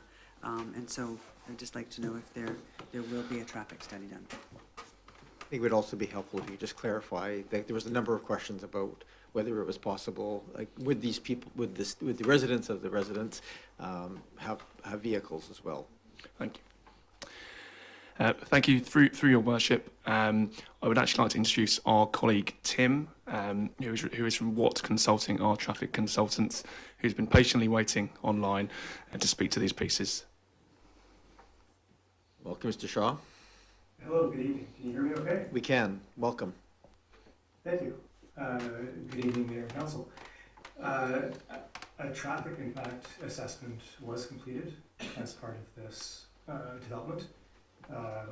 So it modeled the future traffic conditions of the development, both on opening day, which we assume is 2028, and then 10 years out from that in the future, to look at what is the impact of the development on the surrounding road network, and also accounting for future developments as well, to understand if there's going to be any adverse impacts on those surrounding intersections. And the conclusion in the study is that the proposed development is going to have a minimal impact on traffic conditions on the public road network, both on opening day and also in the 10-year horizon. And the big reason for that is that based on the data that we have and what we know of student housing is that the trip rate and the parking rate is very low for student housing buildings. Some students, yes, have cars, but based on extensive data and research that we've completed, the vast majority of them do not own vehicles and drive, and that's what helps explain why the overall traffic conditions, the traffic generation from the building is anticipated to be quite low. And specifically on that, the number of trips that we forecast in the AM peak period was 14 trips that are expected in the AM peak from the building, and 42 trips in the PM period. So that's over a 2-hour period, 42 trips. So it's about 1 trip every 3 minutes. So it's pretty minimal. Happy to elaborate. Thank you. All right, Councillor Braithwaite. Thank you so much. I guess my other question is in regards to was the crosswalk looked at? Because that is an uncontrolled crosswalk, as was brought up, and because there is a bus stop there, there is a lot. It is very well used. So would that be something that CAMOSUN would be looking at, or would we as a district look at something like that? I'm going to give that to staff because those would be sort of amenity improvements around the building if those have been brought up in the topic of conversation. Mr. Green? Good evening, Worship, through you to Councillor Braithwaite. An issue, the proposal of a crosswalk at that location hasn't come up in our discussions with internally in terms of this application was referred to our Engineering and Public Works Department. That issue has not come up in those discussions, and we haven't requested that type of facility improvement of this applicant. We have requested frontage improvements along Foul Bay Road to essentially require a delineated footpath and bikeway along Foul Bay Road essentially that western side of Foul Bay Road to link into the existing multi-use pathway that is on the Saanich side, but we haven't requested a pedestrian crossing at that location. Thank you. There is a pedestrian crossing currently, but I think the point is it is not an ideal design, just the way buses tend to block traffic and it creates some blind spots. So it probably isn't part of this application, but it probably is worthwhile having a look at it if possible. Go ahead, Councillor Braithwaite. Thanks so much. And maybe just a comment that if this proposal goes forward and there is concerns about parking, then I think that we as a district would look at the surrounding streets and consider having residential only parking as we do around the university as well. So that could be something perhaps that we look at. The other thing that came up was around the zoning bylaw amendment for future institutional use and how vague that was. Does this, the zoning bylaw amendment, is that for the whole parking lot so that then in the future they could come and build something of up to, I think it was stated as 10 stories and 30 meters on that site? Yep. Thank you for the question through you, Mayor. So the proposed amendment is for the entire site, for the P1 zone, a site-specific amendment where they could build up to 30 meters, 6-story buildings. And just in terms of the future institutional uses, in the bylaw amendment, the wording that is used is other accessory uses customarily incidental and subordinate to a college. So what we're trying to do here with the OCP amendment and zoning bylaw amendment is basically make it clear within the regulations to enable the future institutional uses of the CAMOSUN college lands. Thank you. And just to clarify, just because it's future institutional use, it would still, if there was another proposal for that site, it would still have to come to council to be approved at whatever level it would be. Yeah, through you, Mayor. Under the current proposal, this would rezone the site, and so future proposals for buildings would be going to building permit stage. So not coming to council? Correct, okay, okay. And then my last question is, before I'm sure other people have questions too, there was a concern from the people on Argyle to what they will see, and they're saying that they're going to see basically the back of the building. And so can we comment on how far from Argyle to the back of the building would it be, if you can tell me that? And would they actually be seeing just a big wall from their street? Thank you. Through your worship, I don't have the exact details up on the screen, but it will be around 40 metres, 40, from the closest point of Argyle. That's obviously quite some distance, and you'll be looking approximately at the northwestern corner of the building, looking at the multi-purpose area. So you even from Argyle, you really are quite set far back, and from Ernest, you're at about 130 to 140 metres. Thank you. It is within the shadow study. That's the, Yeah, that's the best place to find the distances. And then I guess then, oh, you made me forget my question.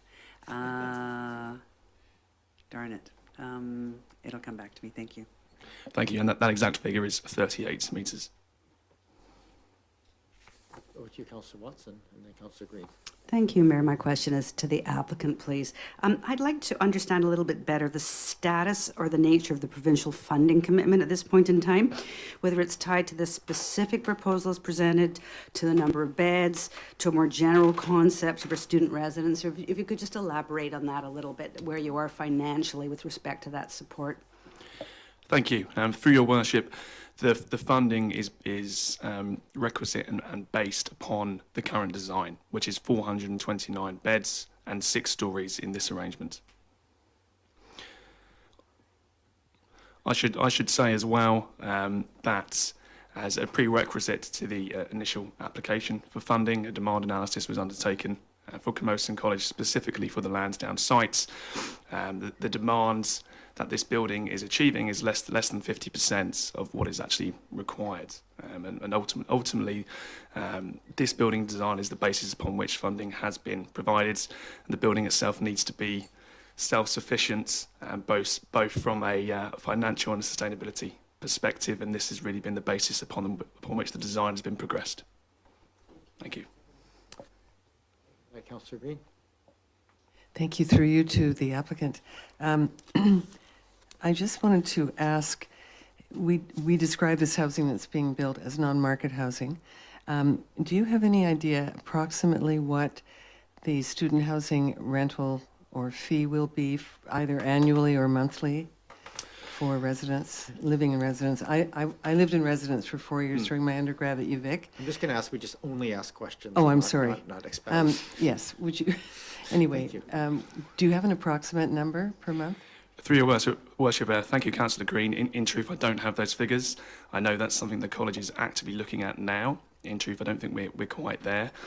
We're a few years away from the hopeful completion date of the scheme, and there'll obviously be some market changes between now and then. I know the college is committed to providing below market rate housing. Below market? Exactly where that sits, in truth, I don't have those figures. So the difference between non-market and below market, can you just quickly comment on that, please? So below the market rates for contemporary, comparable housing in the wider community. Okay, thank you. Thank you. And one other question.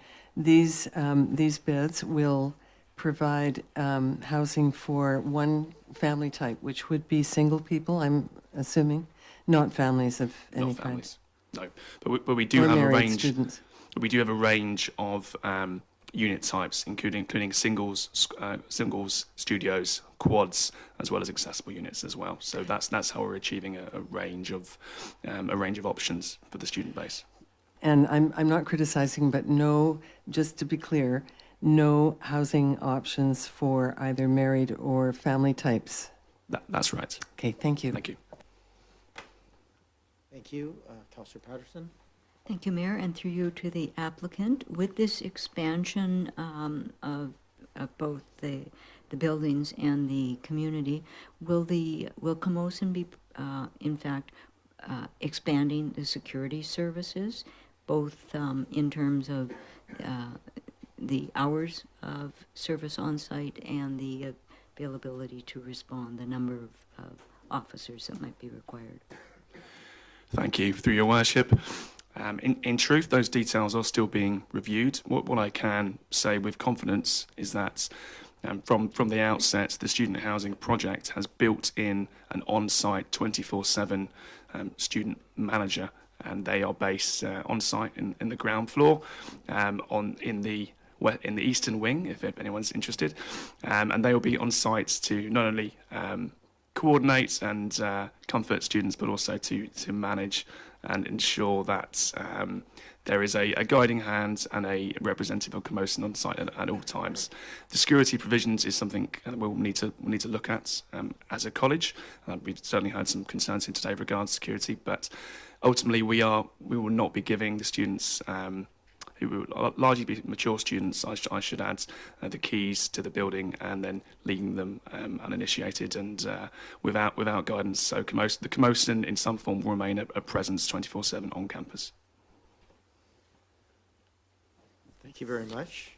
I'm just going to ask this question because it's been asked by members of the public, and it's not directly related to the request for rezoning, but it's close. I'm just curious, are there, obviously this housing is only possible with funding from the province. Are there plans or fundings for housing at Interurban? In short answer, no. Okay. At this time? At this time, I'm not aware of any funding commitments for any other projects for student housing at either campuses. Okay, thank you for that clarification. And before I go to Councillor Green for a second time, just because we have a room of an audience of interested people, I'm going to put a plug in. We do, because of all the thoughts about massing and size and appropriate types of housing, there is a survey on right now for considerations of changes to our official community plan that deals with things like massing and heights and so forth. So certainly participate in that. I'm asking everybody to do so. Anybody watching this, please do participate. That is an important part of our overall planning piece. Sorry, I'm doing more plugging. And through you to the applicant, just one minor question. You stated that the funding is predicated on this particular plan, so that is the 6-story building plan. If you change the height and spread it to 4-story buildings with the same number of beds, would that be, I guess I'm asking how much wiggle room you have in altering the design in terms of funding?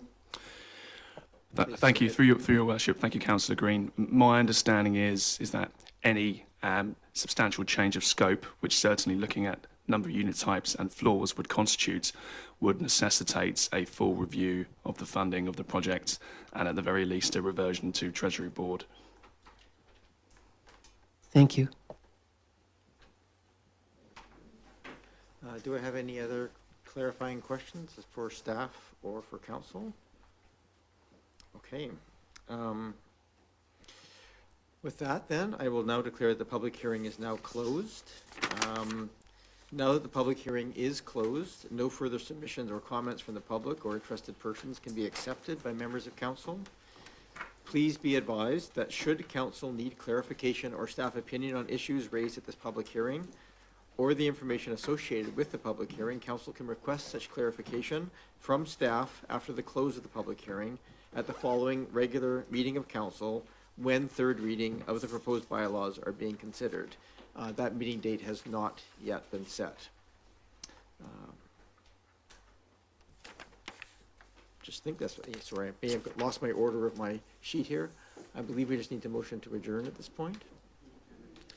So with that, moved and seconded for adjournment. All those in favor? Any opposed? Unopposed? Thank you all for coming out this evening, and enjoy the balance of your night.